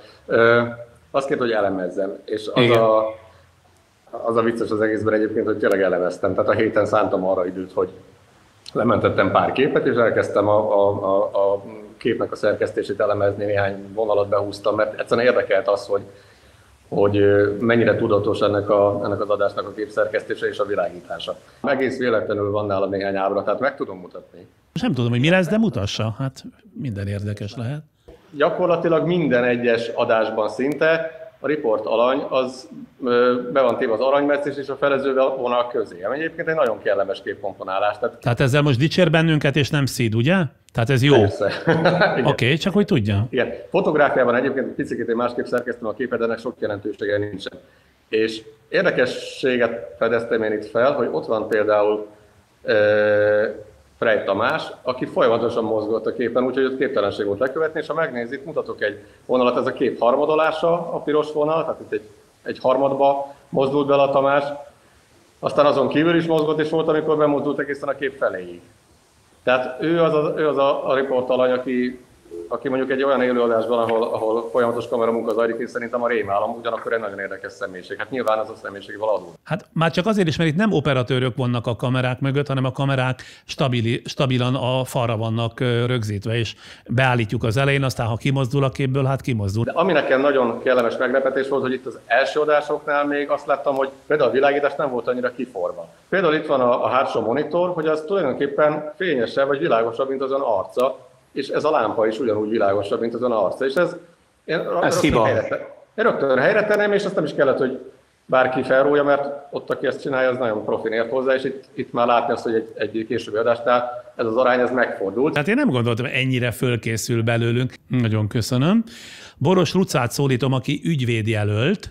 Igen, jó estét, itt vagyok. Ön ugye azt írta az e-mailjében, és ezt szeretném a bővítményekkel látni el, hogy szívesen hallgatnék beszélgetéseket olyan emberekkel, akikkel Friderikus úr nem feltétlenül ért egyet, akiknek mások az elképzeléseik, a világnézetük, akár általánosan, akár konkrét kérdésekben. Igazán értékes és érdekes gondolatok akkor születnek, amikor ellentétes vélemények találkoznak, és ahelyett, hogy legyőzni igyekeznének egymást, szintézisre jutnak.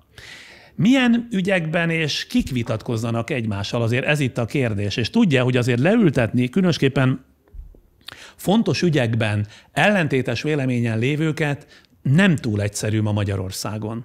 Igen, én nem feltétlenül arra gondoltam, hogy kettő embert és Friderikus urat, hanem Sándor maga, akikkel nem ért egyet bizonyos dolgokban. A mai algoritmus generált a világban annyira nem találkoznak az emberek a sajátjaitól eltérő véleménnyel, hogyha Sándor valakivel beszélget egy témáról, ami rizikós, mert az embernek a lényegét is tudja érinteni, legyen az bármilyen téma, akkor mindenképpen találkozunk olyannal, amivel én esetleg nézőként nem értek egyet, és szerintem nagyon-nagyon építő tud lenni. Kellene, hogy konkrétabban mondja, mert így általánosan én is el tudom mondani, de mondjon konkrét személyt. Jó, teszem azt a vallásról. Ki miben hisz? És most itt nem arra értek, hogy valaki keresztény. De én szerintem nem vagyok annyira felkészült, hogyha magammal szemben leültetnék mondjuk egy teológust, egy elméleti szakembert a vallásról beszélgetni, hogy én képes lennék azon a szinten vitatkozni, egész egyszerűen nem a szakterületem. Kérdezni tudom, de vitatkozni vele csak valaki olyan tud, aki mondjuk ateista, és akkor ők ketten a nézetüket vagy össze tudják valamelyest egyeztetni, vagy szöges ellentétben ugyan egymással, de épületes vitát folytatnak. Miért éppen engem szánna az egyik vitatkozó félnek? Nem kell, hogy tudományos módon vitatkozzunk. Itt nem arról van szó, hogy leüljön egy fizikussal vitatkozni a fizikáról, hanem hogy tényleg eltérő véleményének tudjanak. De az már nem egy egészen másfajta műsor lenne? Nem feltétlenül. Nem feltétlenül. Itt tényleg nem a tudományos igényességről van szó. Itt arról van szó, hogy egy picit sziporkázunk, egy picit ingerek érjenek egyik oldalról, másik oldalról, mert akkor valakivel egyetértek, valakivel nem értek egyet, és az egy picit engem is motivál, vagy inspirál. Adamik Mónikát szólítom meg, miközben önnek megköszönöm. Ami nagyon megfogott az ön levelében, az volt, hogy ön azt ajánlotta, hogy 3-1 arányban legyenek gondolkodók és celebek a podcastban. Tehát 3, nem mintha celebek nem lennének gondolkodók, azért ez miért zárja ki egyik a másikat, de nyilván úgy gondolt, hogy ilyen tudományos szakemberek, tehát akik egy bizonyos tudományterületet képviselnek, ők legyenek mondjuk 3-szor, és minden 4. héten pedig egy ilyen közismert celeb? Elegem van már abból, hogy engem nézőt mindenki szórakoztatni akar csupán. Én ezt nem, ahogy írtam is a levélben, nem szórakozni jövök ide nézni ezt a podcastot, hanem valamilyen tényleg olyan gondolatébresztő beszélgetéseket hallgatni, ami kicsit tágítja az én látókörömet is, tehát nem kell olyan szemét hallgatni, akivel feltétlenül egyetértek, nekem ez nem igényem. Kellő távolságból láttatni különböző témákat. De ez az arány hogy jutott az eszébe, hogy 3 tudományos igényességű beszélgetés után jöjjön egy celeb? Most lehet, hogy elnehezíteni a műsort, hogyha folyamatosan ilyen nagyon komoly témákról beszélgetnénk. Nekem sincs igényem arra, hogy minden nap ilyen műsort nézzek, de arányaiban szerintem nagyon kevés olyan műsort látok én magam körül, a mostani médiában, ami komolyan leültet, és még napokkal később is gondolkodom rajta.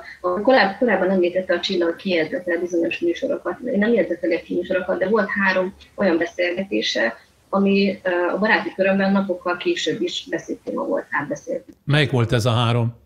A Csányi Vilmos, a Rabárper és a Tamás. Jó, azért megfontoljuk ezt, mert nekem egy pillanatra azért megtetszett ez a 3-1 arány. Azért is kérdeztem rá, hogy igazolva lássam magamat. Horváth Attila designer, akit szintén most ide szólítanék, itt van a körünkben. Sándor, önnek nagyon be van csípődve ez a designer. Igen? Hát én ezt írtam ki, ne haragudjon, hogy így minek nevezné magát, akkor átpártolok arra. Hát, multimédia menedzser. Azt írja az e-mailjében, hogy örülök, hogy ön nincs kiégve, és még mindig kíváncsi, legyen szó bármilyen karakterről. Miért gondolt arra? Miért kellene, hogy kiégett legyek? Ja, nem kellene, csak hát én néztem azért egy csomó ilyen hasonló platformon működő műsort, és ott azért igen rendesen ki van mindenki égve. Tehát önnek nincs szüksége arra, hogy azért hívjon be valakit a műsorába, hogy lássa a néző azt, hogy ön mennyire jóban van valakivel, fel tud tenni 3 értelmes kérdést, és tök jól szórakozunk mindannyian, akik nézzük. Azért a többiek ezzel nem így vannak. Nem akarok így belemenni abba, hogy kinek milyen a műsora, hogy és merre, de azért én nagyon sok olyan nagy nevű riportertől látok olyan dolgokat, amiken teljesen megdöbbenek. Tehát, hogy amikor autóval elvisznek valakit, és 40 percig néz az ember, és nem derül ki semmi, azon kívül, hogy dugó van, vagy ott... Van, aki nagyon szereti, tudom, mire céloz, de van, aki nagyon szereti azt. Én nem sokat láttam belőle. Amit én nem értek, ezért írtam önnek azt, hogy örülök, hogy maga nem ilyen. Tehát, értem, de az sincs kiégve, aki azt vezeti, csak éppen másképpen képzeli. Nincs olyan, hogy valami nem találkozik az ízlésünkkel, de attól még érvényes? Hát lehet, hogy van, de nekem az nem találkozik az ízlésemmel, és nem is érvényes sajnos. És azt mondja, külön köszönöm az ízléses és rövid direkt és indirekt reklám elhelyezéseket.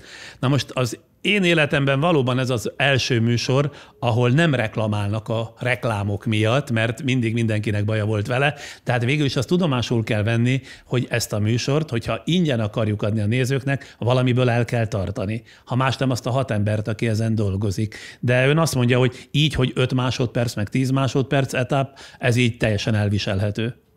Ez bőven elég. És mi van akkor, ha több támogatónk lesz, és mondjuk ez a 10 másodperc fel fog duzzadni mondjuk 30-ra vagy 40-re?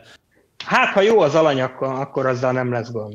Következik Bugyik Gabriella Tardoskedről, Szlovákiából. Nagyon szép ez a név, hogy Tardosked. Tud valamit a település eredetéről, már név eredetéről? már a 13. században vásárhelyszín volt a falunk, és hát kedden zajlottak a vásárok, és azért tardos kedd, nem tardos szerda vagy csütörtök, hanem tardos kedd. Innen ered a falunk. Ön nem ítélkezik, írja ön e-mailjében, hanem informális helyettünk is kérdez. Nem ilyen az általános és kötelező riporteri magatartás? Tehát, hogy informál, és többnyire azt a kérdést teszi föl, amit a nézők is föltennének, ha ott ülnének. Hát ilyennek kéne lenni, szerintem.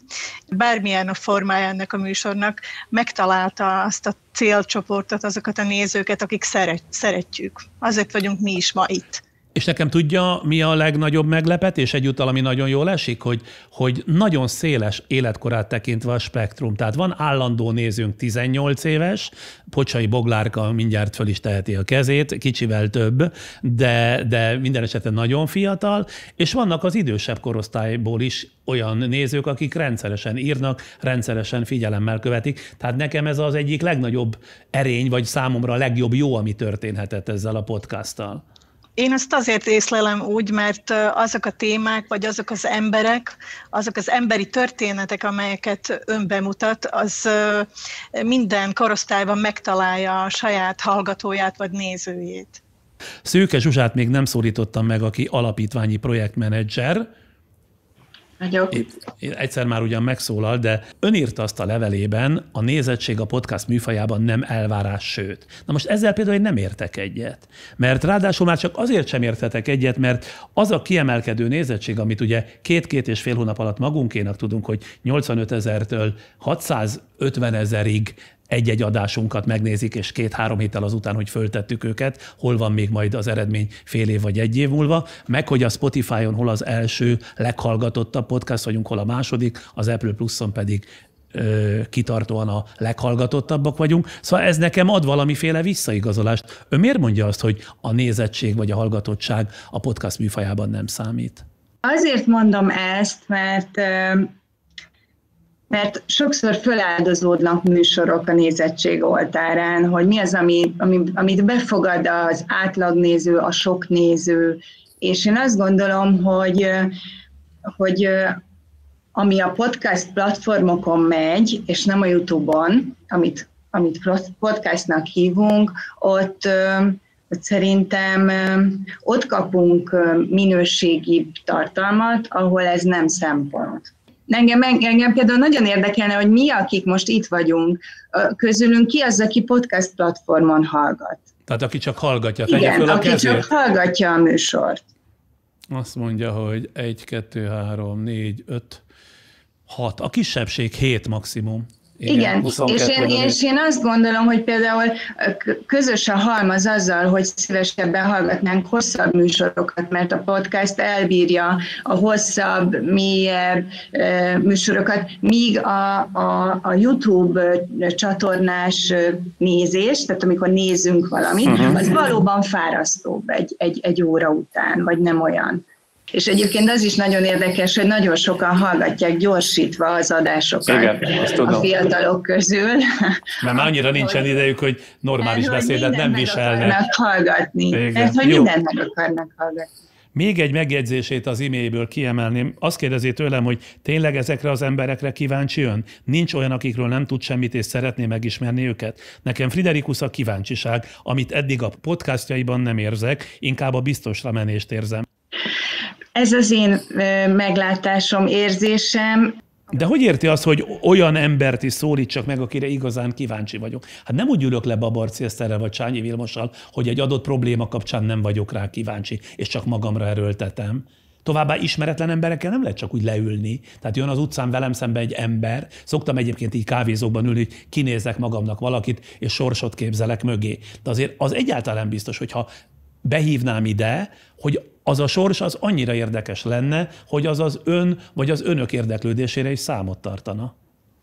Én itt inkább az volt ennek a típusú megjegyzésemnek az oka, hogy Frey Tamás vagy Kassa Tibit, én látom, hogy ebben nem biztos, hogy igazam van, hiszen nagyon sokukat megérintette ez a két műsor.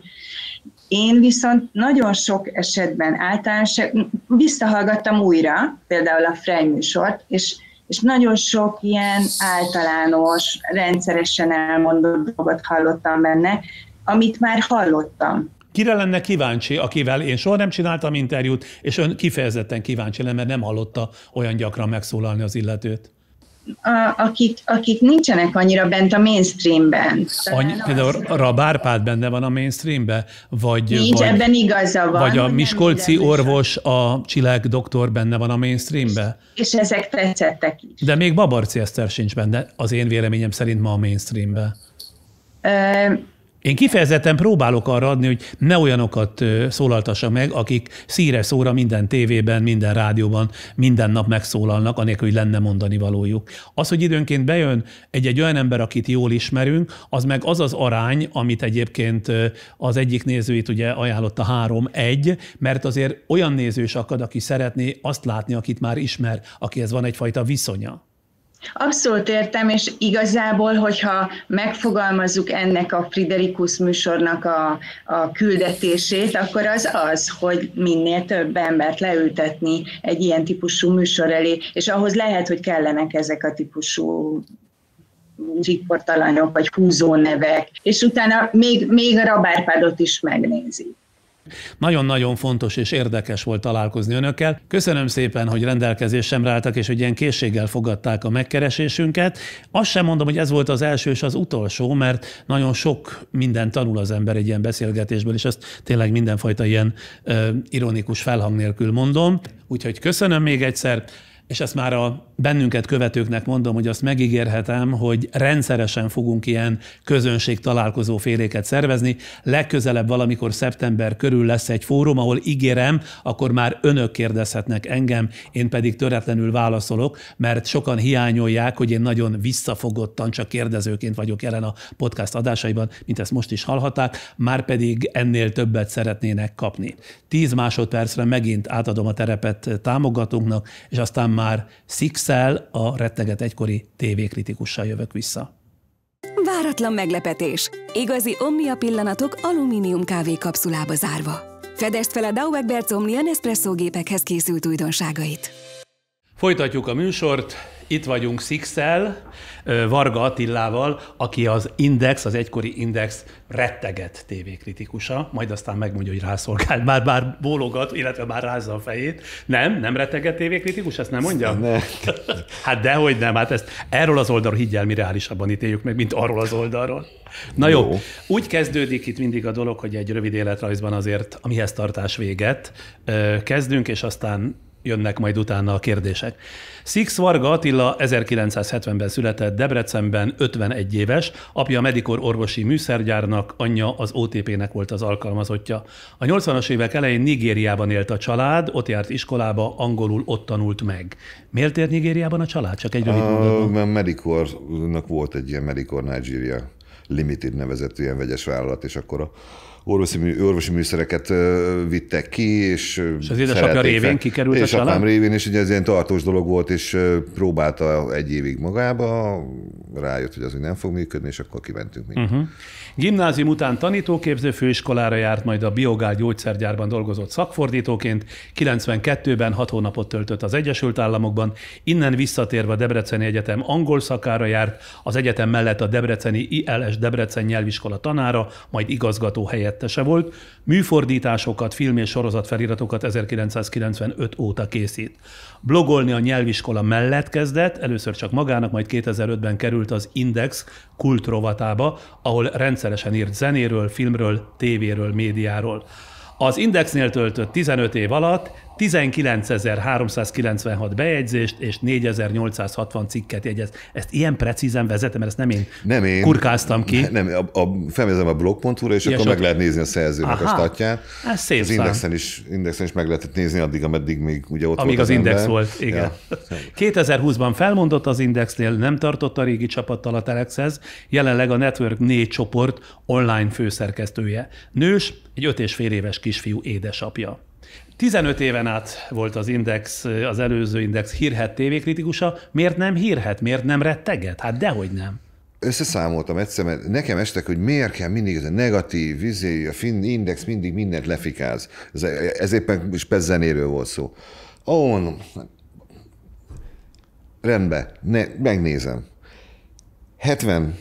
70-30% arányban volt a pozitív és a negatív. De a 30% negatívra jobban emlékeznek az emberek, mint a 70% pozitívra. Becsület szóra 70% volt a pozitív. 70-30, ez a zene, ez a koncertkritikák, lemez. Hát nem, ez egy olyan cikk alatt volt, amikor még lehetett kommentelni az Indexen, és akkor egy cikk alatt ott nekem estek, hogy miért kell mindig mindent lehúzni. Na jó, a tévékritikák ennél sokkal szigorúbbak voltak. Hát szerintem 100-0-ra jött volna ki a negatív. Ki dicsért meg életében, mondjon egyet. Melyik műsor is értem meg? Például az Összezár Fridericusszal. Hát azért az is ilyen szorványosan, tehát valami panelba zsúfolt, nem tudom én mi, tehát azért oda volt rendes, de azért már címében is volt egy fajta ilyen kis fricska, apró fricska, aztán lehet, hogy utána dicsért. De aztán utána megbeszéltünk telefonon, és azt mondta Sándor, hogy azért volt ebbe igazság is. Abszolút, tehát én azért általában véve azért szerettem az önkritikáit, mert azok a kritikák többségükben azért egyeztek az én véleményemmel, ha rólam volt szó, ha nem. Tehát ha más cikk például azt imádtam. Tehát azon kélyesen tudtam napokat röhögni. Jó, de most egy Wunderbaren Supersexéről nem lehetett jót írni. Az mi is volt? A tévéket RTL-en volt a Balázsnak meg a Vadon Janinak ez a furcsa műsor, egy ilyen kísérlet volt ez. Igen, hogy... pár számot élt meg, csak aztán kudarcba fulladt. Egyébként nem volt az olyan rossz, igazságot szólva, nem volt az olyan rossz, mint amennyire lehúzták. Én szerintem sokkal rosszabb volt a Szenzációs 4-es, talán ez volt a címe, ha arra emlékszik. Azt én szeretném kitörölni az emlékezetemből, hogy abban a műsorban bármit is láttam, de szerintem ez az RTL is így van. Igen. Most így... Na, szóval én ugyan nem tudom, hogy jól tettem-e, de önt kértem meg arra, amikor indult ez a podcast, hogy esetleg nézze, és ha úgy látja, akkor adott ponton elemezze is. Mielőtt belekezd azonban ebbe az elemzésbe, hogy mit gondol a mi podcastunkról, kérem, hogy győzze meg a nézőinket arról, hogy ért hozzá. De nem tudom, hogy értek-e hozzá. Én szerintem ahhoz értek, hogy úgy le tudjam írni a véleményemet, ami érdekes, vagy vicces, vagy megragad az emberbe, és azt mondja, hogy lehet ebben van valami. Lehet, hogy észreveszek olyan dolgokat, amiket más nem, mint laikus nem vesz észre. Az egész zsigerből jön, ilyen ösztönösen. Egyáltalán hogy lett tévékritikus? Tehát hogy éppen a tévével kezdett foglalkozni? Szenvedélye volt? A kritikai véna, vagy az anyámtól jött. Anyámnál kritikusabb ember soha, sehol. Tehát elképesztő dolgokat művelt. Hát amikor az ismerős lakásfelújítás közben felhívott, hogy figyelj, engedek még 25%-ot, csak vidd el innen az anyádat, mert én ezt nem tudom. Ezt nem lehet csinálni, hogy ott ül, és néha fölnéz, és azt mondja, hogy az ferde. És aztán olvas tovább. És már gyerekkorában is ennyire kritikus szemléletű volt? Hát igen, mert hogy anyámtól ezt örököltem. Tehát mindig észrevettem azokat a dolgokat, amiket egyébként lehet, hogy nem kellett volna észrevenni. Vagy kikarikíroztam azokat, amiket lehet, hogy el lehetett volna engedni. Blogot is ezért kezdett el írni? A blogot az azért, mert nekem grafomán vagyok. Én ha nem írhatok, akkor az nem jó. Nem érzem jól magam, nekem írnom kell. Minden nap, nincs olyan nap, hogy ne írnék. De már önkéntesen, amikor még nem kapott erre felszólítást, akkor is például írt tévékritikákat a blogba? Egyszer csak lehetett blogolni. Tehát bárki írhatott bármit az interneten. Mondom, ennél zseniálisabb dolog nincsen, és a Free blogon kezdtem el itthon blogolni, a Thank God for TV, ez volt a neve, hogy hál' Istennek van tévé, körülbelül az a neve, és azért a tévé, mert az, ami mindig szembe jön, és mindenkinek ott van, és mindenki tud vele azonosulni. Olyan nem volt az ön életében, hogy esetleg szeretett volna televíziós lenni, tehát televízió műsorkészítő? Ó, dehogy nem. De csak bizonyos műsorokat. Tehát nagyon, úgy, mint? Reality-t és Survivor-t. Tehát nekem a televíziózás csúcsa az amerikai Survivor. Az, ami én lassan 20 éve könyörgök a CBS-nek, hogy hadd menjek ki forgatásra, és minden évben megkapom az udvarias elnézést, Vargó, de még mindig nem. De Varga úrra tulajdonképpen a műsorkészítés, a Survivor készítése érdekli? Abszolút. Szeretné hátulról látni? Abszolút. Ez zseniális. Miért? Azért, mert számomra az, hogy a Survivorben, amikor ott vannak egy szigeten, és van egy ilyen sorverseny, amit megmutatnak felülről, oldalról, alulról, mindenhonnan, és tudom, hogy ott van egy 90 fős stáb, de nem látok belőle egyet se. Ez nekem magic. Tehát ez a varázslat, ez nekem, én olyan vagyok olyankor, mint a gyerek a Vidám Parkban. És miért nem megy el az RTL-el? Miért nem kéri meg őket? Ja, velük már volt. És elképesztően élveztem. Tehát nagyon-nagyon jó volt kint az a forgatás. Látni, hogy forgatják, meg az, hogy mi meló van benne. Nem tudja, egy átlagnézőnek halvány segédfogalma nincsen arról, amikor egy 40 fokba a hangtechnikus a nyakába, a mobil keverővel, a fejével tartva a mikrofont rohangál a homokba, hogy 8 órán keresztül, hogy az mekkora iszonyatos szívás. Tehát... Szóval szíve szerint, ha az élet úgy hozza, akkor akár tévéműsor készítő is lehetett volna, és akkor nem ez a véres tollú kritikus. Nem, akkor én szerettem, tehát az embereket manipulálni az ilyen műsorokban lehet jól. És lehet jól csinálni, és mi szabott gátat az ambícióinak annak idején? Tehát miért nem próbálkozott meg ezen a nyomvonalon haladni? Lehet nem mertem. Úgy voltam, hogy az írás az ment, azt szerettem csinálni, jó is volt, minek, majd egyszer. Általában egyébként az ön sorsára ez a jellemző, ahová vetődött, ott ver gyökeret, ugye? Tehát nem olyan nagyon volt tudatos pályaválasztás, meg pályaépítés, ahová az élet sodorta, ott megállt a helyét. Nekem ez a 4. munkahelyem. Tehát volt a Biogál, volt az ILS Debrecen, volt az Index, meg most a... És mindenhová oda fújta a szél? Hát valahol igen, egy rohadt nagy véletleneknek a sorozata az egész, ha azt nézzük, mert például a nyelviskolában úgy került, amikor visszajöttem az Egyesült Államokból, egy ilyen gyerektáborban voltam kint, szellemi és testi fogyatékkal élők gyerekekkel és felnőttekkel való tábor volt, ahol dolgoztam, és hazajöttem, és volt egy ilyen buli, hogy jaj, hazajött Attila Amerikából bulizzunk, és akkor az egyik haveromnak a csaja mondta, hogy ő is most jár egy angol tanfolyamra. Mondom, hova? És akkor mondta, hogy az ILS Debrecen nyelviskolában, mondom, fogalmam sincs mi az. És ki tanít? Valami kanadai favágó csávó. De mondom, tanár? Nem. Hát mondom, és milyen tanárok vannak ott? Az egyik csaj, az egy biológus, a másik taxisofőr volt. Mondom, akkor kérdezd meg, hogy nem akarnak-e angol tanárt. Bementem, akartak. A blog.hu-t beindította az Index, és próbálták ki, akkor nem lehetett kívülről regisztrálni, csak belülről. És akkor voltak ezek a belső blogok, hogy Tékozló Homár, mint egy TV Maci, az volt az első a Komment.com előtt, egy tévés blog, és kerestek olyan embert, aki a külföldi tévéműsorokról ír. És valahogy előkerültem én, mert a Free blognak akkor pont ki voltam emelve a címlapjára, mint a 7 blogja. És felhívtak, hogy nem akarom ezt pénzért csinálni, mondom, de. És onnantól kezdve meg az egész ment így tovább. Rátérve a podcastunkra, mire számítsunk az egykori indexes kőkeménységű kritikusra, vagy pedig miután született időközben gyereke, és azóta én úgy látom, hogy alapvetően meglágyult, ez már egyébként az írásaiban is tetten érhető volt, az inkább megszelidült kíméletességben lesz most részünk. Én emlékszem rá, hogy beszéltünk arról, hogy ennek voltak tervei már ezzel az internetes műsorkészítéssel kapcsolatban még régebben, és hogy volt is bent az Indexben, voltak is tárgyalások, de aztán nem lett belőle semmi. Ott akartam valamit elindítani, mert láttam a Huffington Poston egy olyan fajta egyidejű televíziózást, amire én úgy gondoltam, hogy az lesz a jövő. Az annyit jelentett, hogy egy szerkesztőség közepén, Huffington Post közepén föl volt állítva egy kapszula, egy mindenhonnan átlátható műanyag stúdió, ahová témánként jöttek a 30 és 38 közötti jóarcú műsorvezetők, és egy témát vezényeltek le, aztán jött a következő, és ezek a témák úgy voltak meghirdetve, hogy előző nap a lap már közzétette azt a témát, jelentkeztek mindenféle emberek, abból kiválasztottak 3, és velük beszélték meg. Ezek között általában egyébként a témának szakértője is volt, de ugyanígy a külpolitikát, a belpolitikát, bármit a sportból, vagy a szórakoztatóiparból, és én nagyon imádtam ezt az egyidőséget, mert azt mondtam, hogy ha behozzuk a nézőt, és tulajdonképpen a néző, tehát ezt megelőzte a korát, azt kell, hogy mondjam, hogy a néző csinálja a műsort, ami most már nem olyan ritkaság, sőt, hát a YouTube-on tulajdonképpen nézők vannak javarészt. Én akkor 8-10 évvel ezelőtt ezért próbáltam, vagy annyi nem volt, talán 6-8 évvel ezelőtt az Indexnek ezt eladni, hogy az Index mindenben progresszív legyen, ebben is, de túl nagy fogadókészségre nem talált. Az akkori főszerkesztő elfelejtett visszahívni, olyannyira nem. Hát az ottani kommunikációs zavarokról tudnék beszélni. Nem volt kommunikációs zavar, vele beszéltem, a főszerkesztővel egyenesen. Én ezeket hívom kommunikációs zavarnak, amikor kérdezek, és nem kapok rá választ. Igen. Hogy ez magával is megesett, nem csak velem. Értem. De úgyhogy velem szembe jut az illető, akitől kérdeztem.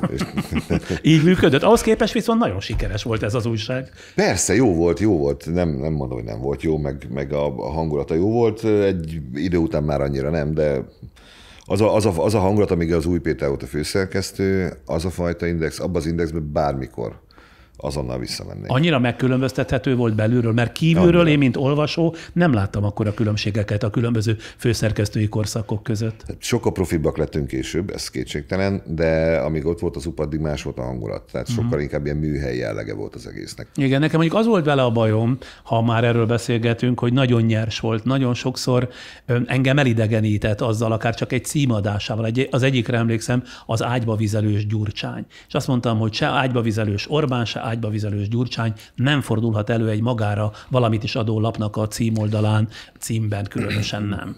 Nem akarom megnevezni a szerzőt, még arra is emlékszem. De nem a maga... biztos, hogy a szerző adta a címet, azt most így hallgatom. Az lehet. De a maga címeire is emlékszem, meg a maga a különböző. Tehát ott azért például a B-vel kezdődik, és az meggel folytatódik, az igen gyakori volt. Tehát, hogy azért maga is úgy odaküldte, mintha csak öncélúan odaküldeni az írása közepén, hogy ott robbanjon egy kis bomba, aztán minden folytatódik normálisan tovább. Én zsigerből írtam mindig is. Tehát, hogyha én leültem és megírtam, és az esetek 99%-ába, ami kikerült, az került ki, amit leírtam elsőre. De miért kellett abba beletenni a meget? Mert az akkor nekem úgy jött, tehát... Na de hát olvasásra szánjuk, nem pedig... Tehát most én ezzel nem... Na jó, de hát ha az ember újságíró, lehet, hogy ez egy konzervatív álláspont. Ez most a Kommentkomról beszélek. Az Indexen más volt. Az Indexen sokkal kevesebb volt már. Direkt ezért csináltuk meg a Kommentkomot, hogy ott lehet, az Indexen a kultúrvatban próbáljunk meg nem. Csak hogyha nagyon indokol. Ja, volt egy ilyen szelekció, persze, hogy nem vettem ezt észre? Nem mindig jött össze. Ugye egyébként volt egy Új Péter ediktum, hogy mit lehet és mit nem lehet a címpadon, vagy a címlapon elsütni, milyen szavakat. Ez hogy is van? Ezt mondja, hogy fasz, p***a, seg, igen, és igen, nem. Ez ki volt rakva, tehát ez így ki volt rakva, hogy én értem, és alpári, nem mondom, hogy nem. De ez így üt. Hát igen, sok minden üt, de én szerintem az újságírás egyik felelőssége az, és ez nem a gonzó újságírás, elismerem, mert ugye nagy különbség van a kettő között, hogy azért mit üzen, hogyan teszi általánossá azt a magatartást, amit egy címben is képviselünk. Tehát nem lehet az, valahogy nekem ez az érzésem, hogy aki komolyan ír újságot, azért nem egy az egyben a saját személyiségét viszi a címlapra, vagy a cikkbe, vagy az ő véleménye. De vannak normák, amelyeket, hogy mondjam, hagyományosan be kell tartani, nem? Szerintem vannak normák, amiket be kell tartani, de vannak kivételek, és amikor valami olyasmi történik, amikor az adott normát már egyszerűen meghaladtuk, már túlléptünk azon a de sokszor öncélúan is csinálták. Nagyon sokszor volt öncélú, persze. Hogyne. Én ezt láttam. Én azért idegenkedtem. Mindig sokat olvastam, de mindig egyfajta ilyen távolságtartással, de elismertem, hogy a legjobb újság ennek ellenére, tehát vagy ezzel együtt is. Na, térjünk rá a podcastunkra, mert én most már nem bírok ki. Itt ön előtt nézőkkel, 22 nézővel beszélgettem, tenyerükön hordoztak, nem, azért kaptam bőven kritikát is, de kíváncsi vagyok az önére. Olvastam, vagy ön mondta, hogy podcast lesz. Igen. Egy olyan 1000 másodpercig tartott az, hogy így magam elé képzeltem azt a fajta podcastot, amit én podcastnak hívok. Nem egyforma székeken ülünk, mert éppen olyan volt az Index stúdióban, olyan mikrofonon, amit így kell tartani, illetve ilyen közelről kell bele beszélni, mert egyébként nem hallatszik, megint nem bútol a gép, stb. Tehát ez a faj, és mégis összejön belőle valami, ami oké, amit ki lehet rakni az Index címlapjára, és meghallgatják sokan. Az a pályafutás, ami ön mögött van, az nem ilyen podcastot hoz maga után, hanem egy hótprofi úgy összerakott, mint egy televíziós produkció. Tehát most, hogy azt nem látszik, hogy ilyen lámpák vannak. Azt, hogy olyan lámpák vannak fönt. De tudtam, hogy ilyen, csak nem látszik. Ez egy tévés produkció, ez nem podcast. Tehát ez hívhatjuk podcastnak. De mellette mondja, vagy ellenében? Nem, ez hát inkább mellette, mint ellenében, mert a podcast is, mint műfaj fejlődik, ahogy a blogolás is fejlődött, hiszen a blog annak idején internetes naplóként indult, amikor az ember személyes nyűgjeit írta ki magából az internetre, aztán utána lett belőle az, ami. Ez nem az a fajta podcast, mint amit mások csinálnak, hanem ez egy elképesztően profin összerakott produkció, ami teljesen más dimenzióban mozog, mint a többi podcast. Itt valahogy mégis felszabadultabb egy kicsivel. Nem tudom miért egyébként, mert tehát eddig is felszabadult volt a kamerák előtt, most nekem ez egy másik. Én keresem tulajdonképpen, és ezt sokan úgy vélik. Lehet a póló. Lehet, hogy nem vagyok ilyen snajdig, öltönyös, nyakkendős formában itt jelen, hanem laza utcai ruhában? Ha öltönybe ülne, teljesen más lenne az egész műsornak a kisugárzása. Ezt nem tudom, hogy biztos sokat dolgoztak rajta. Sokan azt hiszik, hogy nagyon sok minden tudatos. Igyekszem tudatosan, meg hallgatok, nagyon sok szakértő barátom van, de alapvetően azért mindig én döntök, és én inkább előzetesen sokat tanulmányozom, tehát mondjuk rengeteg amerikai, angol, francia podcastot néztem. Hát például aki mondjuk ilyen alapvetés lesz, hogy a Tim Ferriss vagy a Joe Rogan, ezeket néztem. Joe Rogan már csak azért is, mert ő ma ugye a csúcs Amerikában, és akkor megnéztem, hogy mitől. És ott a keresetlenségben áll a díszlet is maga, a pasi is tulajdonképpen úgy jön be, hogy... És akkor úgy gondoltam, én így tanultam meg a podcastot magát értelmezni, mert mi különbözteti meg a podcastot egy hagyományos rádióinterjútól. Először azt gondoltam, semmi. De aztán rájöttem, hogy egy csomó minden. A kötetlensége, a kerettelensége, a bárhonnan bárhová eljuthatunk, a beleszólók, együtt iszunk egy pohárral, rágyújtunk, szóval annyi minden lehet. Na most még ezek mind itt nincsenek jelen, ez majd csak távlatosan legfeljebb az elképzelésem között van, de hogy lazultam, mert már nem annyi kamera, nem annyi, és nem mintha zavart volna, 30 év alatt csak megszoktam azért őket, de valójában tényleg arról van szó, hogy ez ki kell, hogy nyissa a teret, ki kell, hogy tágítsa a lehetőségeket, és egyelőre ezzel én még csak ilyen 20%-osan élek, de remélem, hogy mondjuk egy éven belül már azt lehet látni, hogy fesztelenül úgy csevegünk, mint most magával. Érdekes, hogy maga például most azt a helyzetet hozta létre, hogy miközben itt van egy csomó minden fölírva, el is felejtettem őket, és elkezdtünk úgy beszélgetni, hogy egyébként kamerákon kívül is szoktunk, ha néha szoktunk. De egyébként ez nagyon furcsa, hogy amikor felkészültem de annak idején, amikor csináltam interjúkat, 2-3 oldalnyi kérdésem mindig volt. És úgy is, hogy ráadásul, hogy oké, hogyha erre azt válaszolja, hogy akkor erre fog tovább menni, mert ez jön belőle, stb. Felkészültem rá, megnéztem, tényekben, mindenben rendben legyen. Az esetek 90%-ában a harmadik kérdés után lehetett kihajítani az egészet. És nem arról volt szó. Rögtönzés hozta létre a párbeszédet. Arra, amerre mentünk. Az önnel készített interjú is ilyen volt. Hogy de az nagyon rossz interjú volt, nem? Alapvetően az első változata, bocsánat, hogy személyben mondom, hadd legyek akkor én is kritikus, amikor megkaptam, amit megírt, az nekem köszönő viszonyban nem volt azzal. Nem azt mondom, mint amit fölvettünk, hanem mint amit én reméltem attól, hogy majd abból ír. Tehát én akkor arra gondoltam, hogy maga egy rossz interjúvoló lehet. Én így gondoltam. Aztán magában nem így él? Nem. Bennem, oké, lehet, hogy így van, de én az interjúkat úgy csináltam mindig is, hogy amit az alany mondott, én azt leírtam. És én nem változtatok rajta semmit. De nem is stilizálja, vagy nem is azért teszi egyfajta gondolkodási rendszerben? Azért nem stilizálom, mert én szeretem azt a nyers, ahogy mondta, az maradjon meg, és akkor Mácsai Pál mondta azt nekem, akkor csináltam vele egy interjút, hogy ő így mondta szó szerint, hogy én azok közül a seggfejek közé tartozok, akik minden egyes szót át fognak írni. Mondom, Mácsai úr, én azt írom, amit ön mondott. Pontosan azért.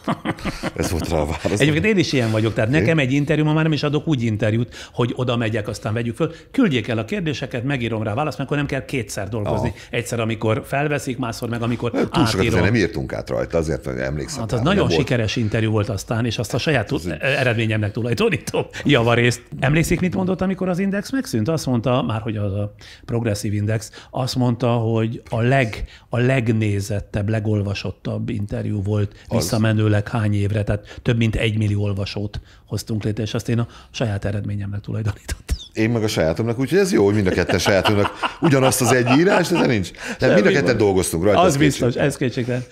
Rátérünk a podcastra, tehát ott tartunk, hogy külsőségeiben akkor azt mondja, hogy ilyennek kell lenni, ez következik az előzményeimből. Kíváncsi lennék egyébként arra, hogy milyen lenne egy olyan podcastban, amilyen egyébként a podcastoknak a 99%-a, amikor két ember leül mikrofonnal, egy géppel, tehát nincs ez itt, nincs az ott, nincs ez semmi, csak egy asztal van, meg 2 mikrofon, meg egy gép. És úgy megy a beszélgetés. Hogy tudok-e beszélgetni? Hogy az milyen, nem, én tudom, hogy tudna, hogy az milyen lenne. Hogy ugyanilyen lenne, vagy más lenne. Mert mit döntene az el, hogy fogalmam sincs. Ja, csak tudom. Hogy kíváncsi. Csak kíváncsi vagyok. A Rogan például most az a Tarantinos zseniális műsora, ami van, ez a 170 percen keresztül, de hát mondjuk ott az alany is olyan. Bakancs listámon rajta van, hát most már szerintem marad is. Nem biztos. Ezek aztán meg szoktak szelidülni. Most abba hagyja, ugye olvastam a filmezést, tehát vége lesz. Még ad 5-10 évet, akkor szerintem még meg is lehet, hogy meg lesz. Nem, én azt tapasztaltam. Neil Armstrong volt nekem ilyen az űrhajós, a Holdon járt ember. Én írtam 93 körül, 92-ben egy levelet a NASA-nak. 1 hónap után érkezett egy komoly válasz, amiben azt írták, hogy hajlandó velem kapcsolatba kerülni Armstrong, ha és amennyiben én vállalom azt, és eljön interjút is adni Budapestre, ha elhozhatja az akkor egyetemre járó fiát. És mondtam, hogy miért? Írtam, hogy mit keresne itt a fia. Kiderült, hogy mind múllanak dolgok, csak Tarantinóra mondom. A fia akkor földrajzszakos egyetemi hallgató volt, és a speciális területe, kutatásaink területe a karsthegységek voltak. És az északi középhegység valahogy az utolsó, vagy az utolsók egyike a karsthegységeknek, és azt mondta, én elintézem akteleken, hogy a fia ott pár napot tanulmányozza a Cseppkő barlangot, akkor ő jön és interjút ad. És természetesen elintéztem, és ezen múlott. Utána 100 számra, ez túlzás, tucat számra vásárolták meg a tévék az Armstrong interjút, amiben semmi különös nem volt, csak egy ilyen közérzeti beszélgetés, de mégis működött attól, hogy Armstrong egyszer leült és adott egy showban, éppen a Friderikus showban egy interjút. Szóval ilyeneken múlnak dolgok, úgyhogy Tarantino bőven meg lehet. Én Armstrong jutott eszembe, hogy én írtam a nekrológiát. Szóval visszatérve a podcastra, hogy aztán amikor az első adást megnéztem, és a vendégekből nem tudtam először mire gondolni, hogy hova mennek. Viszont jó, volt annyi fórum, hogy mondta ön, hogy ez nem ilyen lesz. Igen. Az első adást úgy nézem, hogy nem ilyen lesz. Akkor azt nem értettem, hogy miért az első adás. És akkor jött a tegeződés. És a tegeződés volt az a rész, amikor én teljesen kiestem az egészből, mondom, ez nem fog működni. Nekem sem működött, tehát jól látta, látszik, hogy nem működött. Nem érezte jól magát, nem ment az egész. Tőle.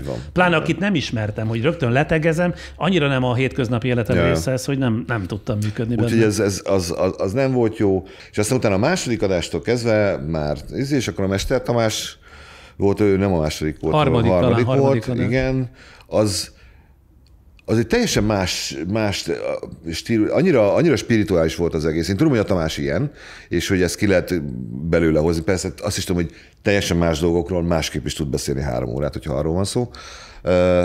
De az egész interjú, az egy megint így feje tetejére állította az egészet. Tehát volt egy elképzelésem, hogy milyen lesz ez a műsor, és bum, és nem olyan. Na de azt is ígértem, hát hiszen azt mondtam az legelső adásban, hogy most mi kipróbálunk különböző útvonalakat, különböző nyomvonalakat, és szándékosan csináltuk, tehát Jáspár Éva, a Down-szindrómás kisfiút örökbefogadott nő, ugye az egy hagyományos, már ilyen énmozimos beütéssel. Az abszolút, az nem egy hagyományos, az egy énmozimadás volt. Utána jött a Tamás, ami teljesen kilép a hagyományos keretrendszerből, hogy legyen egy más. Tehát ezt nagyon tudatosan végig gondoltam, vagy gondoltuk, hogy hogyan legyen mindegyik egy kicsit más, amíg el nem jutunk 10-ig. És akkor volt a kasza, ami meg egy teljesen megint egy más szegmense.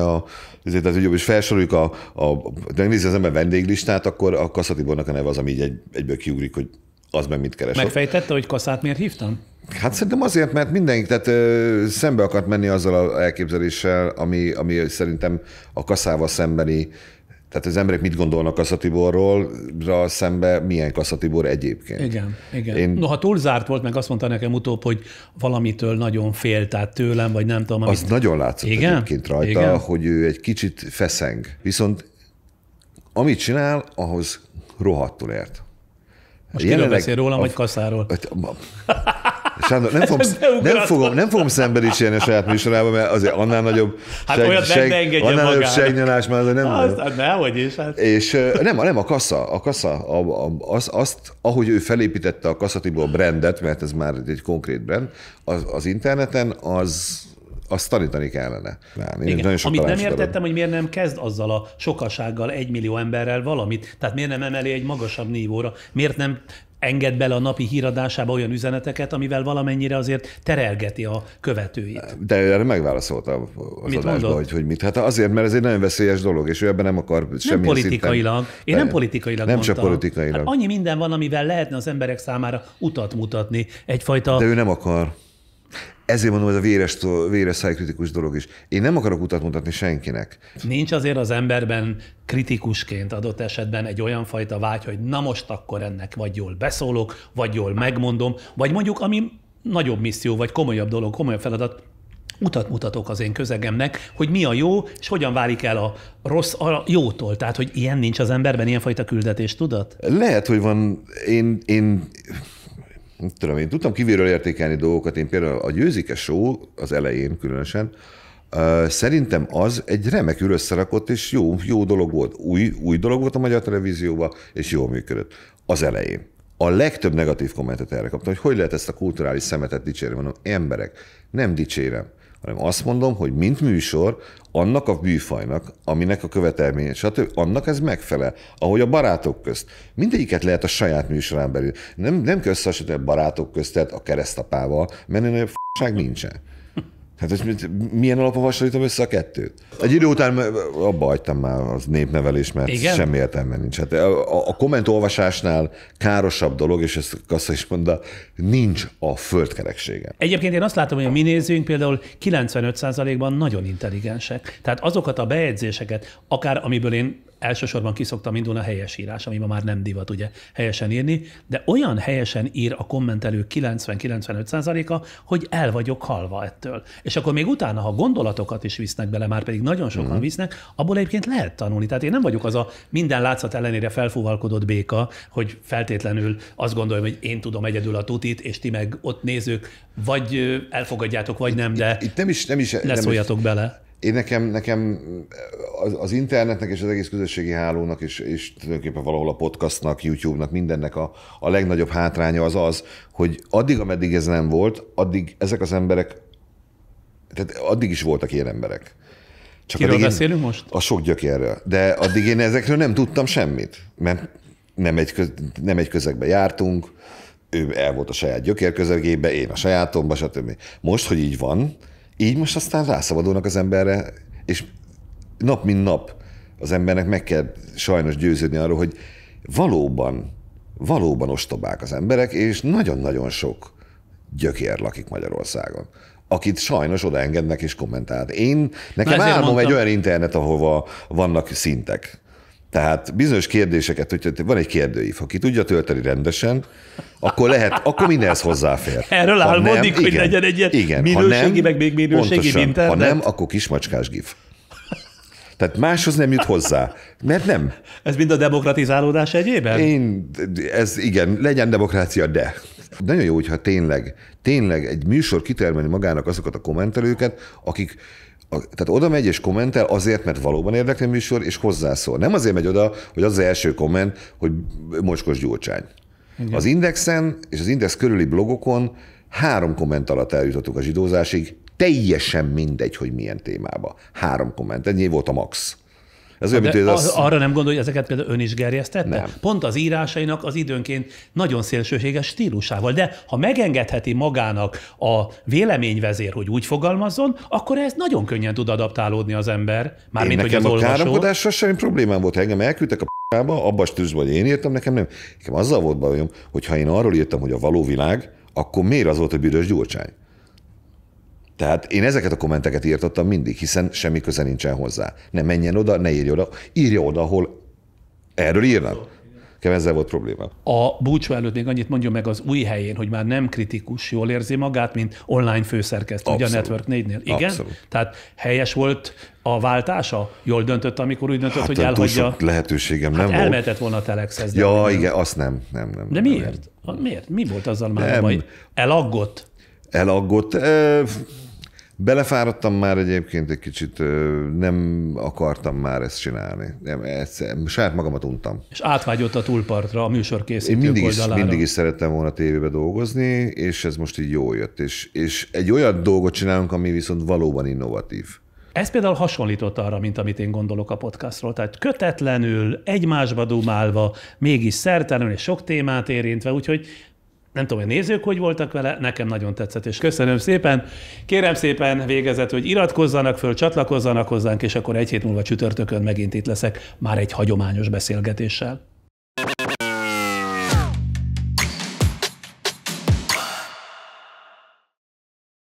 Az együtt töltött családi pillanatok és a műsor támogatója a Kapszulás Dauegberts Omnia kávé.